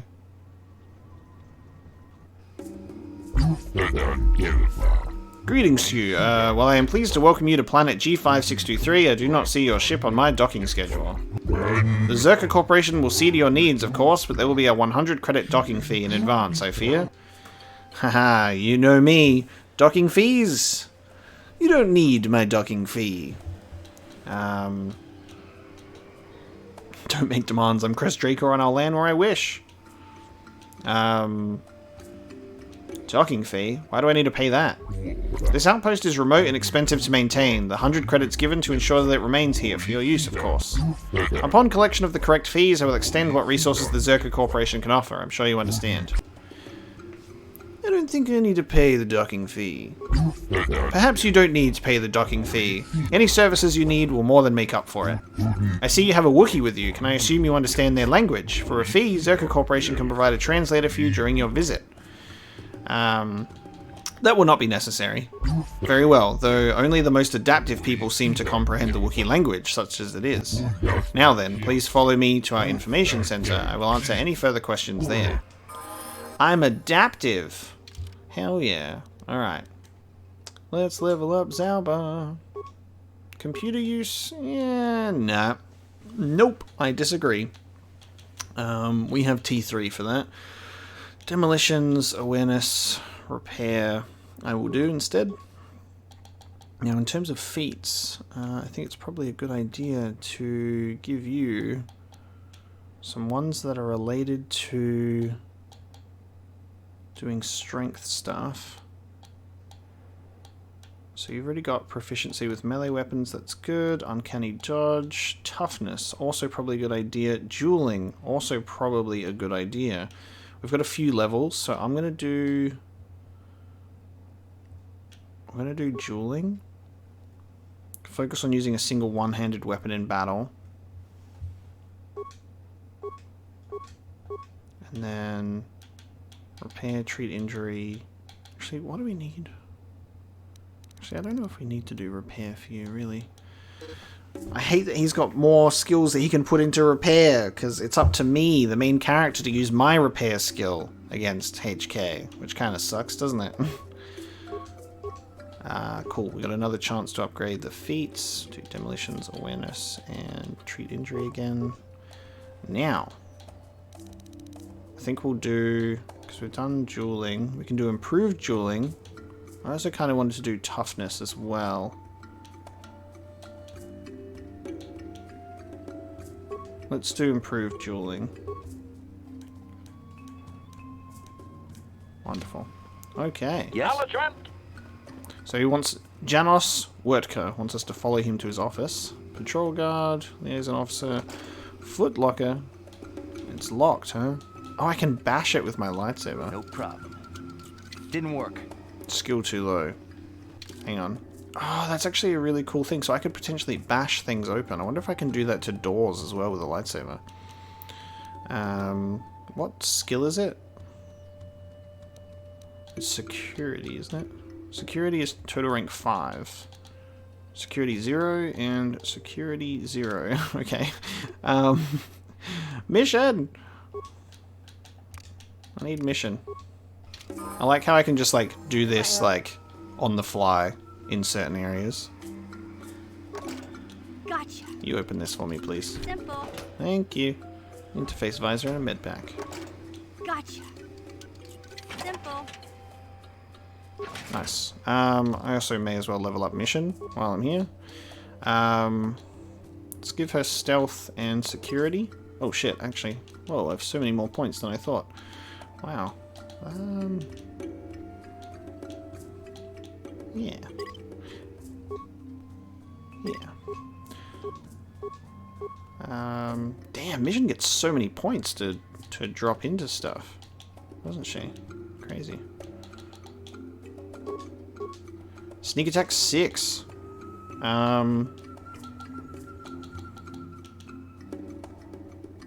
Gearhead. Implant level. Proficiency with a blaster pistol, melee weapon proficiency, good sneak attack skills. Scoundrel's luck, which we already have. And also has the dueling skill. We'll do toughness. Okay, so very dexterous. So much better with a blaster, so I'm kind of annoyed that you have that dueling skill. And you're stronger, which means you need, instead of that bowcaster, you need to have a vibroblade. Oh, I can give you a lightsaber. Oh, I didn't even think about that. Oh no, I can't give you a lightsaber, it's covered in red. Sorry, I just saw lightsaber and got excited. I'll give you the prototype vibroblade, I think. 1 to 12. 1 to 10, but with a damage bonus of 4. Or a vibro double blade, 2 to 16. Vibro sword. Or shock stick. I think prototype vibroblade has a damage bonus of 4 for physical. It's a good idea, but then there's also a double blade. Now, a double blade it's a two-handed weapon, but it's not dual wielding, so I'm wondering if that still is a problem here, because you've got melee weapon such as vibroblades. It's still a vibroblade. And then dueling, it says it's a single one-handed weapon. And this is a two-handed weapon. It's a double-bladed sword. It is less precise than the single-bladed variant. I'm not...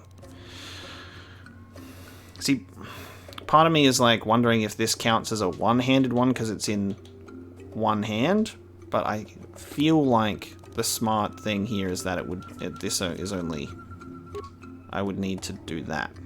Yeah, because 10, 19 plus 19 to hit, and if I put on the vibro blade, 7 to 21 with a plus 10. 7, 21. Okay, yep, that is our better choice. That's all in the green. I understand how things work. I understand, I guess. Have you got a better... That's still the same. Strength gauntlets. That'd be a good idea for you, and we'll also give you... Only have energy shields. Wonderful. Adrenaline amplifiers for reflexes, but... That's alright. I think I'll keep that. I need to get that iron rifle off of your mission, because you don't need that, do you? So let's see what's actually going to be a better choice. I like to include and show my decision making with these, by the way, so you can actually see how I'm trying to, like, I guess, understand the game. And me trying to do a good job at, like, understanding the mechanics, I suppose. Because otherwise, I could just be, like, just doing whatever the fuck I want. So awareness plus 4. This gives good computer use, demolitions, and security. Resistance to sonic. Actually might be a good idea for you. The awareness is good, but I actually think that might be good. And then... Oh no, you're still wearing a visor whether I like it or not, aren't you? You can't wear an implant. Energy shields. Okay, we'll try that. Now, do I want to keep mission with me, or do I want HK? I don't even know anymore. Let's just keep mission for now. Who knows? Might need to rely on some stealth to free some Wookiee slaves, won't we? Got a Rhodian over here. Photo me do, I think. What do you want? I don't get a lot of time off from loading cargo, so if you got something to say, make it quick. What do you do for Zerka Corporation? Oh, I'm not actually considered a real employee, at least not enough to get one of those uniforms they strut around in. I just load cargo. When a ship comes in, I work straight through a day, but mostly I just pass time playing Kashyyyk. Want a game? Not right now. It may be a while before another ship comes in, so go ahead. I have some questions about Kashyyyk. What? Oh, you mean Dayan? Oh. I suppose the Wookiees can call their planet whatever they want, but the company pays to name the trade routes. I don't know much about it, though. I stay here and load cargo. You're better off asking the patrol guards or Janos. So, Kashyyyk is also referred to as Dayan, and then that Zerka operator guy called it, like, obviously just a sequence of, like a code, almost. Have you heard any off-planet rumors? I heard something about Taris, but I don't really know anyone from there, so I haven't paid attention. Does that sound bad? I just figure whatever is going on, whoever is in charge will still always need someone to load crates. Alright, I have to go. See ya. Okay. Let's go to the office, I suppose. Comad. Ikukuno! Greetings again to you, human. It would seem the call of the hunt has brought us both to this troubled world. All right. I have not been here long, but I can already see I will not be as welcome here as I had hoped. This is Comad Fortuna, right? But for some reason, it just says Comad on Kashyyyk. What are you doing here, Comad? Following me? Well, I'm sure you would prove an interesting hunt. I don't track sentient prey. Two-legged animals do a fine job of killing each other without me. I've come here to seek even greater prey than what we faced on Tatooine, but the climate here is politically cold, and I don't know if I will be allowed to hunt. Whose permission are you looking for? An astute question. Zerka Corporation seems in control here, but they don't care if I wander the Shadowlands, so long as I have paid their docking fee. Instead, I hope to gain the trust of the native Wookiee population. I'm not here to just kill the biggest thing I can find, I want to understand how they hunt. What are you doing to gain their trust? Very little. I'm sure they have enough of offworlders like the Zerka claiming good intentions. I will simply try to stay out of their way. I have heard of an offworlder that has gained respect by living in the Shadowlands for some years. Perhaps I will attempt the same. It could just be the Hunter Tales, though. Interesting. What do you know of Kashyyyk? I know that I don't know enough. Even from this docking area, I can see this world is a true wonder. My desert-dimmed imagination didn't do it justice. It's just a shame to see Zerka Corporation here. They lack an appreciation for the wild nature of this world. I don't like having to deal with them. Interesting. If not Zerka, who would you prefer to deal with? The native leadership of the Wookiees, of course. This is their world, after all. I can't understand why they have allowed it to be misused. Perhaps they had no choice. There is always the option to fight, even if there is no option to win, of course. That is easy for me to say, being an outsider. I would hope they are not complicit in the enslaving of their world, but it is not my place to judge. I have only just arrived. Interesting. I wonder if it's like an off-screen thing that doesn't happen in this dialogue where Zalbar speaks and maybe Cress relays that to Comad, or whether Comad can also understand Wookiee speak, which I think is... Oh man, I can't remember the name of their language that is slipping my mind. Part of me has a name in mind that I'm writing down, but I don't think... Oh, come on, it's right on the tip of my tongue as well. Oh, that really annoys me, because it's in my brain, but I can't speak it right now. Oh, that bugs my brain. Wookiee language is... There it is. Shriwook. Like Shiriwook. I hate that I had that in my brain, and I couldn't even say it. Alright, so... Wookiee language... Shiriwook. And I'm probably not even pronouncing that right. But that's okay. I'm looking for a star map here. Have you heard anything? No, but I wasn't listening for such talk. I'm sorry that I can't help you. Alright. I have to leave. Goodbye. Farewell. Perhaps we will meet again. A great hunt on this world would be glorious. Off he runs. That's so cool that characters that you deal with on other planets can still pop in and say hi as well. Kashyyyk, my home. I should have prepared you for coming here, but I don't know if I've prepared myself. Prepared me? What do you mean? I didn't leave Kashyyyk voluntarily. Mission must have told you how I was fleeing slavers, but there was more. I am an exile. The slavers on Kashyyyk only took me after I was forced to leave my village home 20 years ago. Why were you forced to leave? My brother made deals with the slavers and allowed them to get a foothold. I found out and attacked him. Oh wow. The fight was stopped, but my father did not believe when I told him about my brother's actions. I was made an exile, disowned by my home and people. I should not be here. They will not accept me back. Oh wow. Why didn't your father believe you?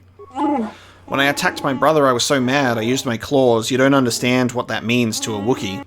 Our claws are tools, not weapons. To use them in battle is to become an animal. It is madness without honor. I am forever a mad claw in the eyes of my people. Nothing I say is to be trusted. They were right to cast me out.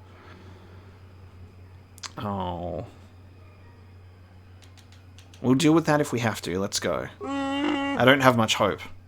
There is always hope. You will find a new hope. Interesting. And yet again, we're going to get Eli Gand and Matan Dasol. we're gonna get another like bit of nice insight into Wookiee culture and how that works. Like, you know, the intricate details of like our claws are not meant for weapons; they are tools. In the same way that an episode of the Book of Boba Fett has given us recently that highlights the fact that Mandalorian Beskar is used in defense, not in offense. It is for armor, not weapons. And before you go, oh, what about the whistling birds? Remember that the whistling birds, the actual missiles themselves that get shot out is not Beskar. It's the gauntlet that houses the whistling birds. Because I've seen people bring that up as well. But again, not relevant to what I'm talking about right now. But it's just getting interesting insight into different Star Wars culture is so appealing to me. Let's speak to these named characters, Eli Gand and Matin DeSol. Greetings to you. Something I can get for you? Kindly direct your inquiries to me. Matin is merely an indebted employee. His opinions don't amount to much. Okay. I hope you guys aren't slavers, otherwise I'm going to have to put one of these lightsabers in each of your guts. So, new spaces have come to Wild Kashyyyk. Please, look well upon the wares of Eli Gand. I live to serve your needs. Just be sure to pay cash. The interest on his loans will drain you like a diluvian fatworm on a Hutt's backside. First off, Hutts are all backside. Secondly, I don't much like the comparison. No need to get personal. It's just business, poor fellow. He's been waiting for his friends to return with my money for a standard month now. But you don't need to hear this. What can I get you? Side quest. I'm Chris Dracor. Let's see what you carry. Of course. You're in a hurry. We probably do need a couple of these, to be honest with you. Reinforced fiber armor. We're not doing so well in the way of credits. I think if we played Kashyyyk, we could be doing bets to get more credits. But we'll have to see how that goes. I'm sure that there is a way to get like more money. We'll just have to find out, because there's a lot of stuff in here that's very expensive. Like the named people's armor. Jamo Hogra was a Zabrak mercenary who feared for his life after a raid on a Sith dreadnought. He spent a fortune on his personal armor, only to be killed while in the bath. Oh man. A Bothan sensory visor, which has an immunity to critical hits. Okay. Breath mask. Just like the standard things here. Okay. Damage immunity 100% versus electrical. That's cool. More Gizka poison once again. Journal entry. Let's have a look. Honest debt. The merchant Eli Gand is holding Matin Dassel as an indentured servant. Matin's crew apparently left Kashyyyk under cover of night to avoid paying a repair debt. There's some numerous spelling errors in the dialogue of this game. A repair debt to Eli. Standard business practice, it seems. There was another one earlier I didn't even point out, but it said thy instead of they. Hello again. Hello again. You can't pay. You hurt me, Matin. It's the debt of your crew that keeps you here, not me. Do you always enslave your debtors? Enslave? I resent that. Simply fair business. This man's fellows left without settling their debts, so he must make up the difference. I know, it's standard trading rules. I just want to know where my crew went. I was only gone for 2 days. This isn't like them. Yes, very sad that they would abandon you, especially while you were doing me a favor and helping repair one of my freighters. Something about this whole situation stinks worse than an overcrowded Ronto stable. What kind of friends would just abandon a crewmate? You think you know someone and they turn out to be a cheat. Oh, not like you, Matin. You honor your deals. A word is a bond in trade. Okay. Do your debtors have a habit of running off? It happens from time to time. Credits are scarce out here, and not everyone is as honest as Mr. Daisel here. You'll get your money. My crew will be back. Of course they will. Until then, however, I can make use of you as a mechanic. Very rare to find skills of your kind out here.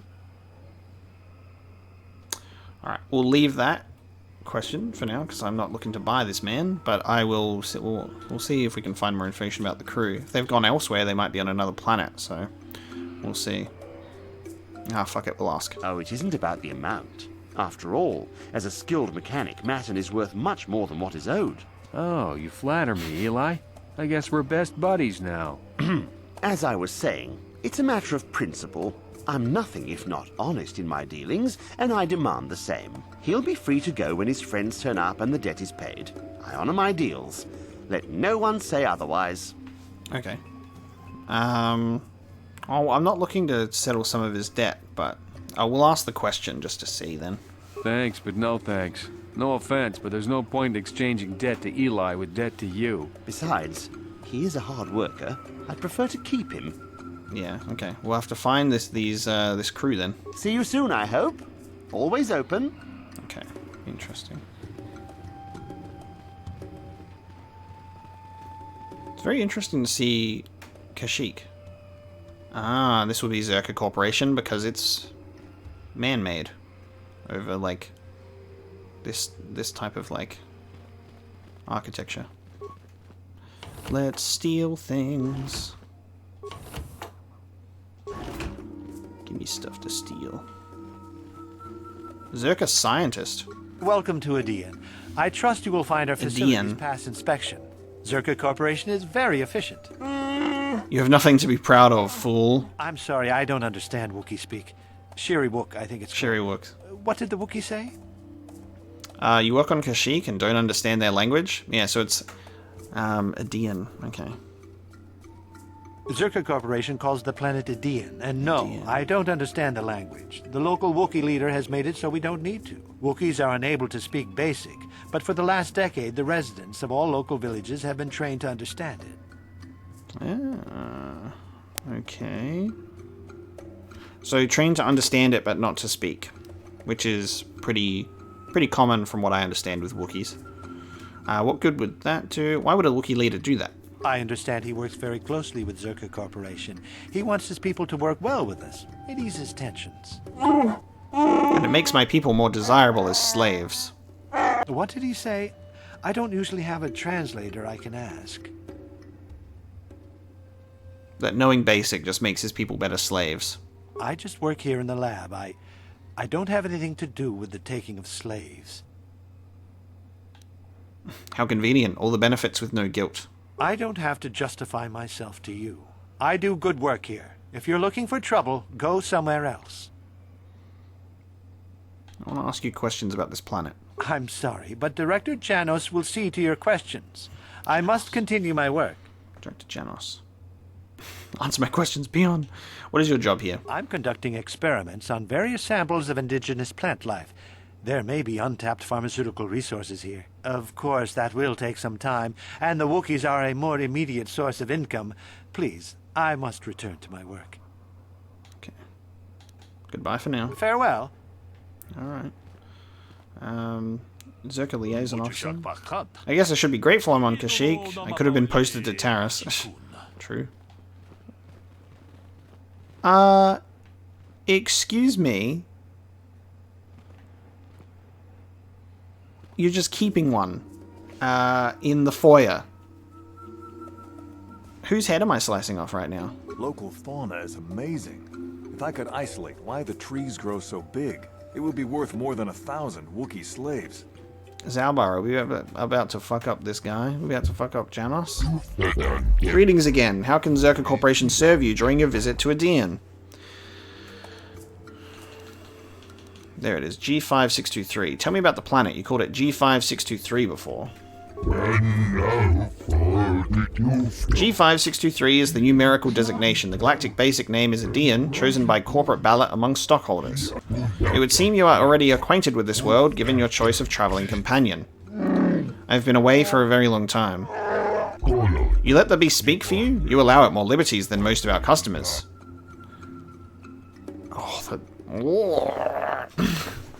Allow it more liberties? What do you mean? Let's play dumb on that one. He means that they are slavers. They take my people from their homes and sell them to the highest bidder. Your current Wookiee seems displeased with the situation, but I fail to see a concern. You seem to be a satisfied customer.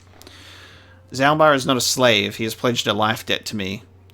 I'm totally waiting for him to call out some subtle irony in that statement of being like, he's indebted to you. But also, it is different, because a life debt for a Wookiee, Wookiees live for a long time, and also it is a choice for the Wookiee, not out of his, control, Zalbar is no slave. He has pledged a life debt to me. Very difficult thing to stage. I commend you for it. So much easier than relying on restraining collars. Do not demean the life debt. Do not. I must warn you that you will be blamed for the actions of your Wookiee. Please, call him off. Why? I should let him kill the lot of you. I am merely a servant of the corporation. The Wookiee leadership is in agreement. Harvesting is made as delicate as possible. Please, it is not my decision. It is an acceptable practice, I assure you. Okay. You want to tell me about these agreements? I can tell you about the agreement. We supply arms in exchange for a supply of healthy Wookiees. We are kept profitable, and an agreeable leader is kept in power. It keeps the process from becoming a constant firefight. What is the leader's name? I believe his name is Chundar. I don't deal directly with them, thank goodness, far too brutish. Chundar. Ah, that was not a name I wanted to hear. It sounds as though your thrall has an opinion about our arrangement with this leader, but it doesn't matter. Chundar is unquestioned. What about it, Zalbar? What's the matter? This is not something I will talk about. Not yet. Please, is there anything else? I have work to do. I have other questions to ask. I'll answer if I can. I need supplies. What is available here? For material goods, I would suggest you speak with the general vendor near the docking area. He keeps his store well stocked. They charge fair value for mundane goods and armor.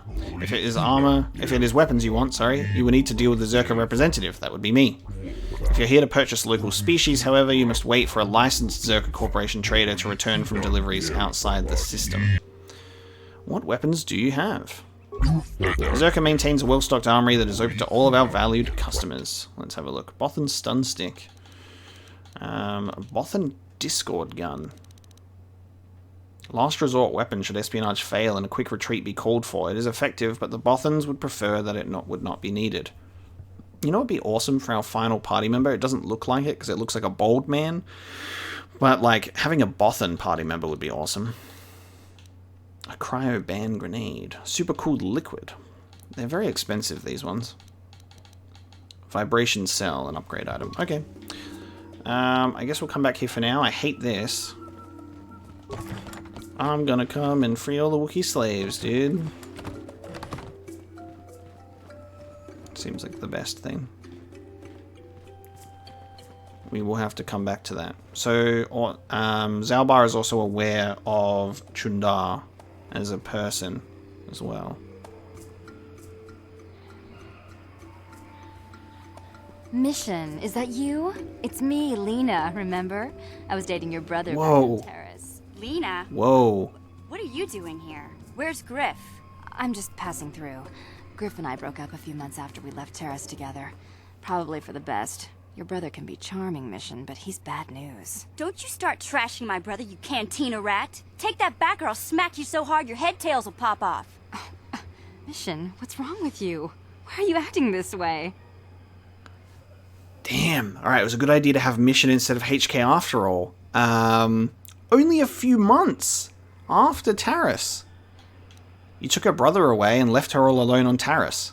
You've got your facts a little backwards. Mission could have come with us if she wanted to. It was her choice to stay behind. You liar! Griff told me that you didn't want his little sister tagging along. That's why he had to leave me behind. Is that what the Hutt spawn told you? I wanted you to come with us, Mission. I even offered to pay for your ticket. Why not? I paid for everything else while I was with that freeloader. But he told me you didn't want to leave Terrace. I said we shouldn't even go then. But he said we'd come back and get you after we struck it rich on Tatooine. Just another one of his lies. No, you're the one who's lying. Griff wouldn't...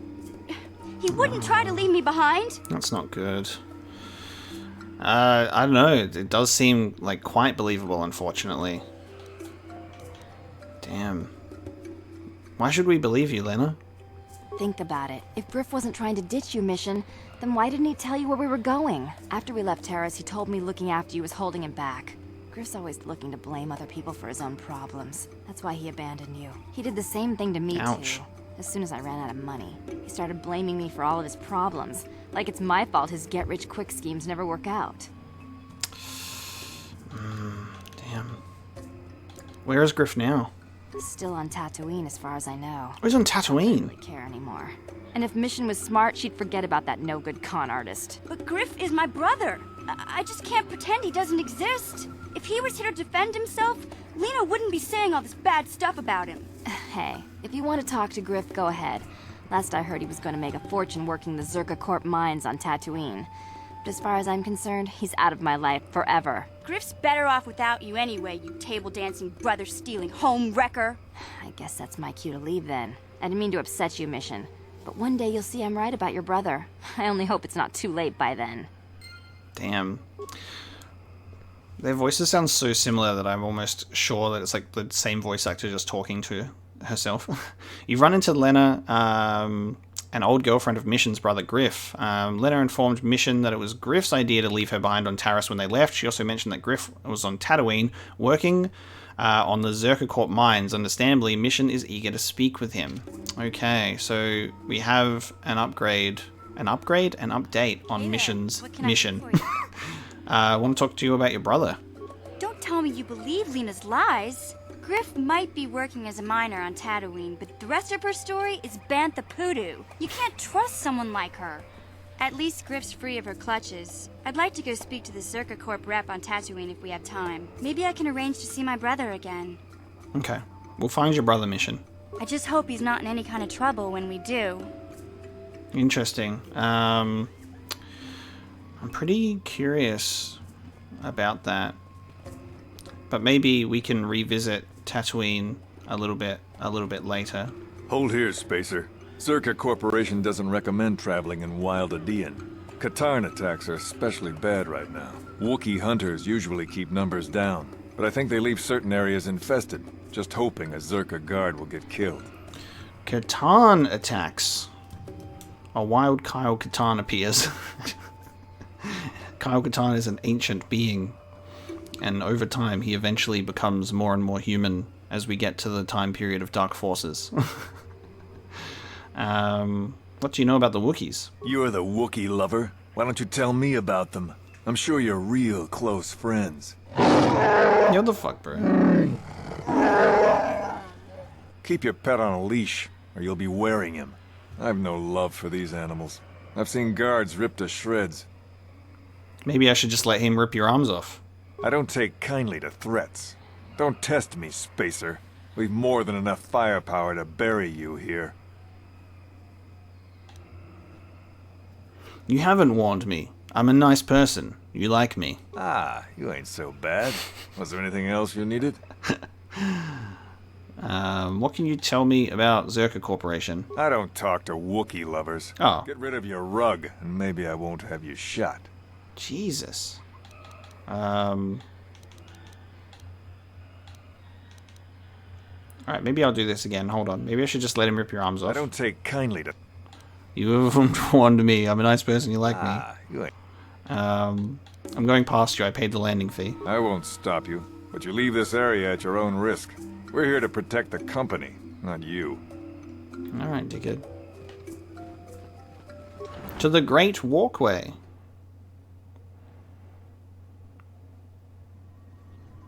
Okay, let's have a look, shall we? Oh god, what the fuck? Forest Kinrath. Oh, it's these things from, these were in the caves on Dantooine, right? Forest Kinrath. Alright, let's go. We should be pretty good at taking out these enemies, I think. I think everyone is quite well spec'd now. Because we've got our dexterous character, our strength character, and I actually do okay as well. Plus we've got turrets helping us out. So I'm getting better and better at understanding how to spec my characters. What's going on here then?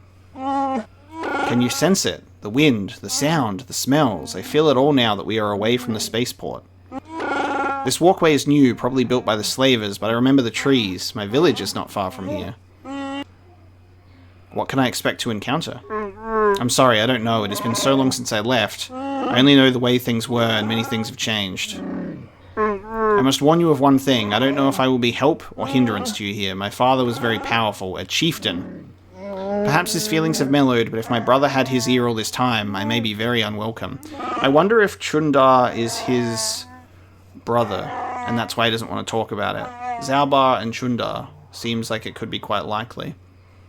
We'll deal with that when the time comes. That is what I am dreading. My shame was meant to be forgotten on some faraway world. I never thought I'd come back. I'm sorry, I've taken enough of your time. We should press on. That's alright, Zalbar. I'll see if he actually will talk about it. Is there something you want? Have anything more to say about yourself, Zalbar? I'm sorry, I don't feel like we're talking. All I have seen tells me that my home is just as I left it. We are still enslaved. For now, just let me think of what must be done. When I learn something new, I will comment. Okay. A damaged sentry droid. I feel like we're going to get into a fight. Especially because there's a dead Wookiee on the ground right now. Patrol Captain Dino. Reactivate the droid. I'm sitting on a lot of repair parts and computer spikes right now, so... let's have a look. Optimize the droid's weaponry.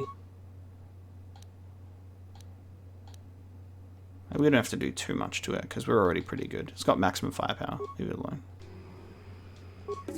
Nice. This isn't good. I can't afford this. You think I can? Do you know what they get for a healthy one of those things? We'll work it out later. We've got company. What do you want, Spacer? I'm Patrol Captain Deno, and you're interrupting Zerka Corporation business. Hurry up and tell me what happened. This Wookiee slave got a little rebellious. We had to put it down. You put it down? We're not animals.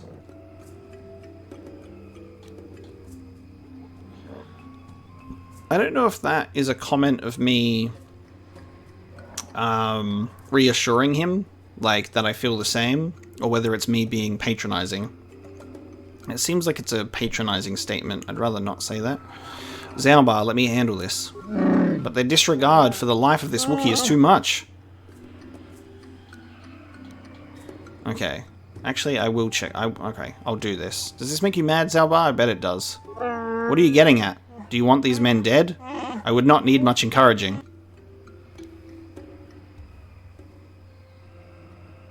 Yeah, fuck yeah. Do it. Kill them. We'll make them pay. What? Blasters ready, men. This fool wants to die. I am a Jedi. Dark side points gained. Ooh! Kill him! Ooh! Kill him! Yeah! Slaughter them! Ah, yes. Dark side points gained. Hey there. What can I do for you? I meant to speak to Zalbar. Okay. Have it your way.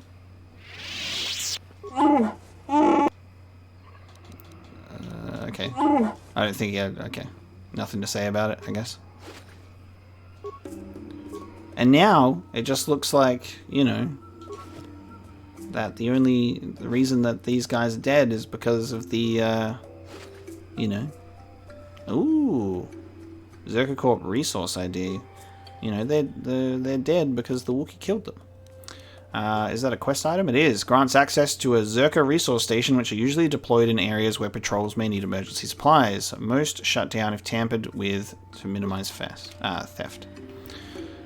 Mission. I'm gonna need you to get in on these mines, please. Okay, mission in Zalbar is definitely the way to go. I wonder if they'll have some more conversation soon. A Michael. It's Michael! That's how we're pronouncing it. I'm choosing to pronounce it as Michael. A Viper Kinrath. Yes? I'm gonna play as Crest Dracor because he just runs after them like a bloodthirsty beast. Forest Kinrath Stalker. Do a stun.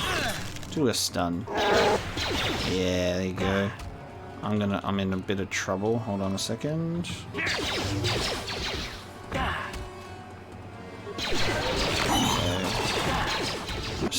little bit.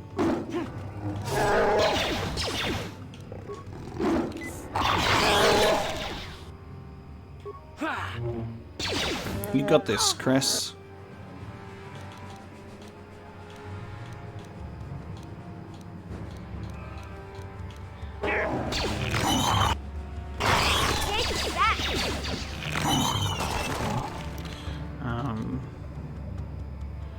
And then we can do the thing where we return. No, I can't return to the Ebon Hawk here. Yeah? That's alright. Let you queue yourself up a bit. What? That's enough. Okay, back down this way. This is a beautiful world, though. I'm really liking this. From the arid sands of Tatooine to the luscious forests of Kashyyyk, which is quite nice.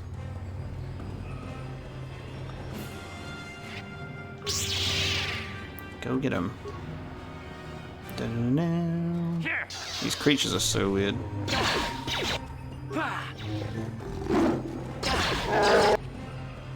You're doing a great job, Chris. There you go.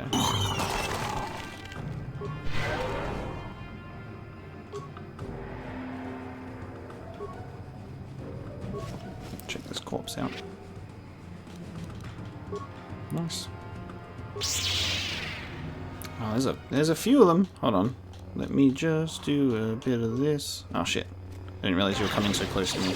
I want to throw it on the group of them, but never mind.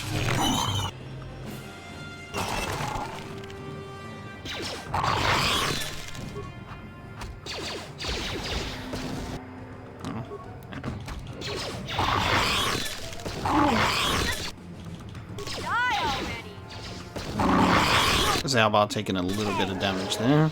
Probably not a great idea.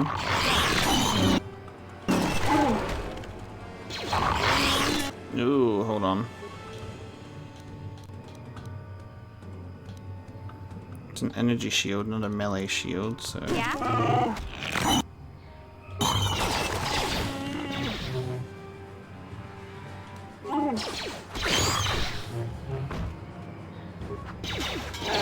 Oh, you missing those flurries. Come on, you... Oh, shit. You weren't supposed to go for him. You were going for me. I thought he was going to be fine. Alright. Zalbar, quick, get up. Is that a Wookiee over there?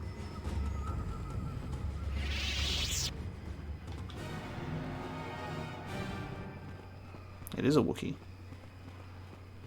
Wookiee guard. Look at him. Growl! You are not permitted to pass into the Shadowlands. Only Chundar may allow you entry. Especially when you bring filth such as this with you. This mad claw has no place here. Who are you to question my place? You follow Chundar into the arms of outsiders. And yet you travel with outsiders yourself. Speak no more. Chundar will decide if you are permitted to enter the Shadowlands. Where is this Wookiee I need to see? Speak with Chundar in the village of Rookroro. He will decide if you are worthy. Okay. I guess that's the other way. Are we going to run into more enemies up here? Yeah, there is. I can see them in the distance. Like, are we going to run into more enemies, or will I have a chance to recover? Alright. Because we can't travel back to... We unfortunately cannot travel back to the Ebon Hawk in this area, so we have to actually make do with some of these health kits instead. That's what they're for, though. Because we don't have... I might give you a strength increase. I'm going to give you a strength increase as well. And then mission. Give you... stamina. Alright. Mission, for some reason, is all the way over here. I don't have solo mode on, so what are you guys doing? Let's go attack some more Kinrath. Just die already! Just die already!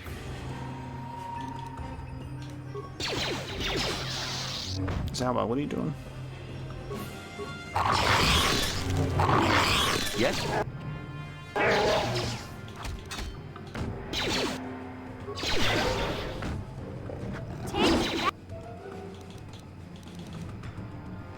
Yeah? You'll never get me. I'll show you. Okay, this is nice. Sure. Yeah, those end of combat round pauses are actually quite nice. Oh. Huh? Mission. Especially when I need to actually get some stuff done in between there. Darn it. Mission skill is too low. Ah, right. I can just use the card thing on this terminal, can't I? To access the supplies. Duh. Thank you. Now we can open them. Nice. That's good stuff. Wonderful. Sure. Okay. Just looking for a moment of respite. That's not a moment of respite. That's Dark Jedi. Okay. Hey guys. Oh shit. I meant Zalbar to do that.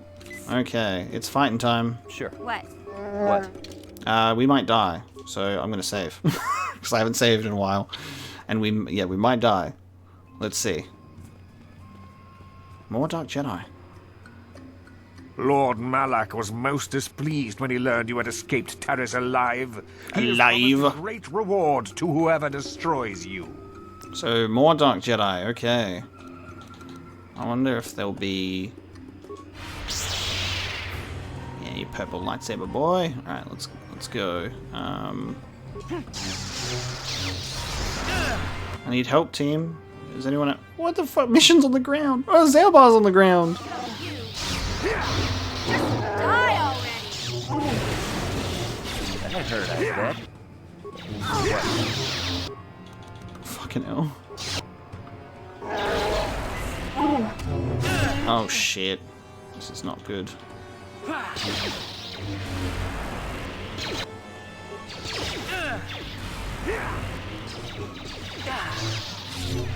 Take that.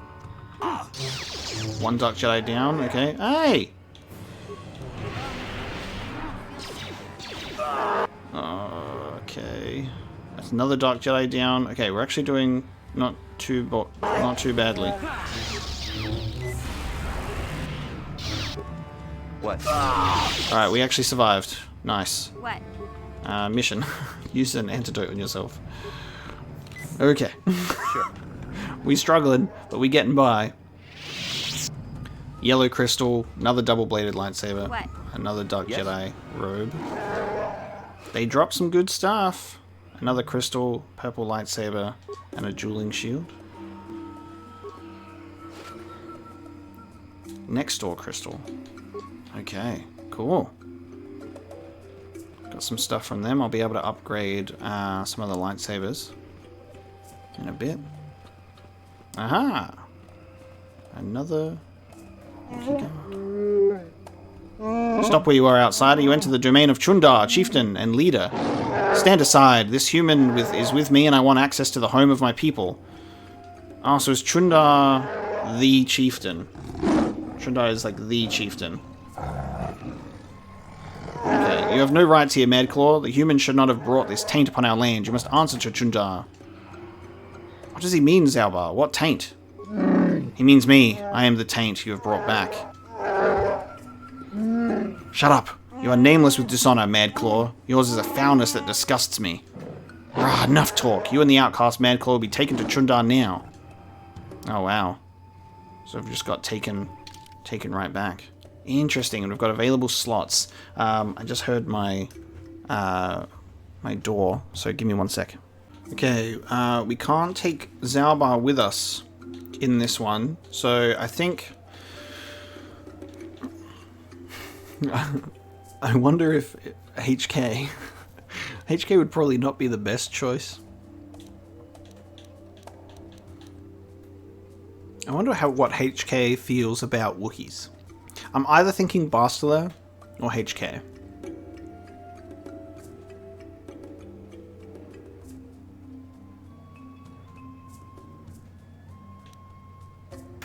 Regardless, we are all seen as outsiders. HK is seen as a machine. And he'd just want to kill them. We're going to take Bastila and mission. That seems to be like the most sensible choice, I think. I want to make friends with the Wookiees who have like goddamn huge double blades. Step forward and address mighty and wise Chundar, outsider. I don't often allow visitors of your kind. You are flanked by Zerka slavers. Are they not outsiders, or have you sold all of Kashyyyk to them? Ah, Brother Zaubar. It is the brother. You have been exiled a long time. You shouldn't speak in that tone. Things are different now. You are a mad claw without honor. You have no voice among your own people. I, on the other hand, am chieftain. So... Oh, okay. So there was a previous chieftain when Zaubar got, like, exiled, obviously. And then in that time, Chundar has become the chieftain, brother of Zaubar, and is in league with the Zerka Corp. Okay. If you've made deals with slavers, the truth will get out eventually. You may talk, but no one will believe you. I've had a long time to guide what my people think. So this Wookiee is selling off his own people for weapons. They trust me, the mighty Chundar. Even with my brother insane and my father enslaved, I rose to protect my people despite it all. He would have had a hand getting his father enslaved then to rise to power. Father was enslaved. Mighty Chundar? What are you talking about? You were the runt. I am no runt. Like I said, Zaubar, a lot has changed in your years away. We will discuss this soon enough. Interesting. What do you want? Why drag us here? I haven't killed Zaubar because he is my brother, and I hoped he and I could come to an agreement. You are irrelevant. I may be able to put you to use on a menial task. Zaubar will have to stay here, of course. What is this task? A simple thing. Another Wookiee has suffered the same fate as Zaubar, gone mad and been exiled. He now lurks the Shadowlands. More importantly, he's pestering my Zerka allies during their Shadowland expeditions. It is not good for business. He's standing against you, the first of many, perhaps. No one will follow a Mad Claw. He is merely a nuisance. Besides, he cowers in the Shadowlands. My people know nothing of him. I feel like this is another situation where obviously we're going to be able to find another way to do this, like with the Tuskens. So I'll say I'll consider what you've said. I'll go now, but I might go back to other questions. He'll probably say, I don't care. You test my patience. Do my task or flee to your ship. I don't care which. Okay. I want to ask about the Shadowlands. We only enter the Shadowlands for ritual hunting. I'd leave that troublemaker down there, but he has proven too good at surviving. He has managed to linger a number of years, cowering in his madness and shame. You are expendable. You will remove him. Okay. What happened with you and Zaubar? Give me your version. Zaubar didn't tell you? He took offense to my trading a few of our people for favors and weapons. And he's so, like, nonchalant about it. I didn't understand his objection. Imagine the destruction if Zerka Corporation had come in with blasters firing. I saved many lives. Of course, I also gained weapons and arranged for certain rivals to be taken. I protected my allies and my power grew. Interesting. Like a big hairy hut. Which explains why the Wookiees in this room haven't killed you. Each has come to understand the benefit of working with the enemy, unlike your exiled companion. Young Zaubar had no foresight. He couldn't control his outrage. He attacked me with his claws and damned himself doing it. A few careful stories and everyone called him Mad Claw, even Father Freya. I easily had him exiled. Okay, so the father is... Freyr. I'll consider what you said. I'll go now. I'll allow you access to the Shadowlands. You will track and kill this insane Wookiee, and maybe then you will earn my favor. Zaubar stays here to ensure your loyalty. The Zerka would never let me hold you, but they don't care what I do with fellow Wookiees. I need Zaubar with me as a guide. No, you won't need him to find your way. Over the years, I've had my people trained to understand Galactic Basic. I tell them it's better to understand the enemy. They think it will make the Zerka easier to fight. Actually, it makes them easier to obey, see? Remember, you can't beat me here. No one would dare oppose me to join with an outsider or an exile. You are wrong, brother. Someone would.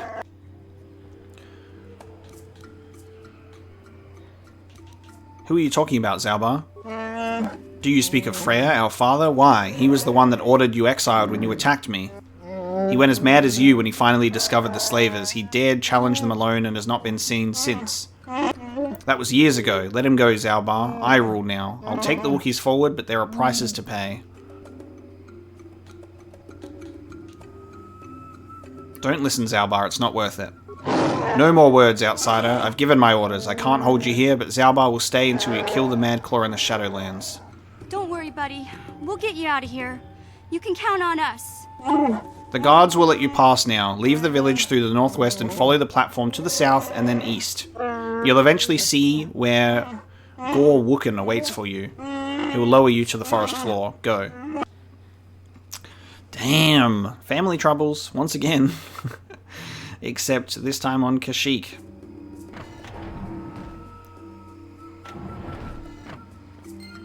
Journal entry added. Alright, let's take a look. So, Chieftain in need. The Wookiee chieftain Chundar has taken his brother Zalbar from you and demands that you kill a mad Wookiee in the Shadowlands. Gore Wooken awaits for you further down the Great Walkway and will show you how to descend into the lower forest.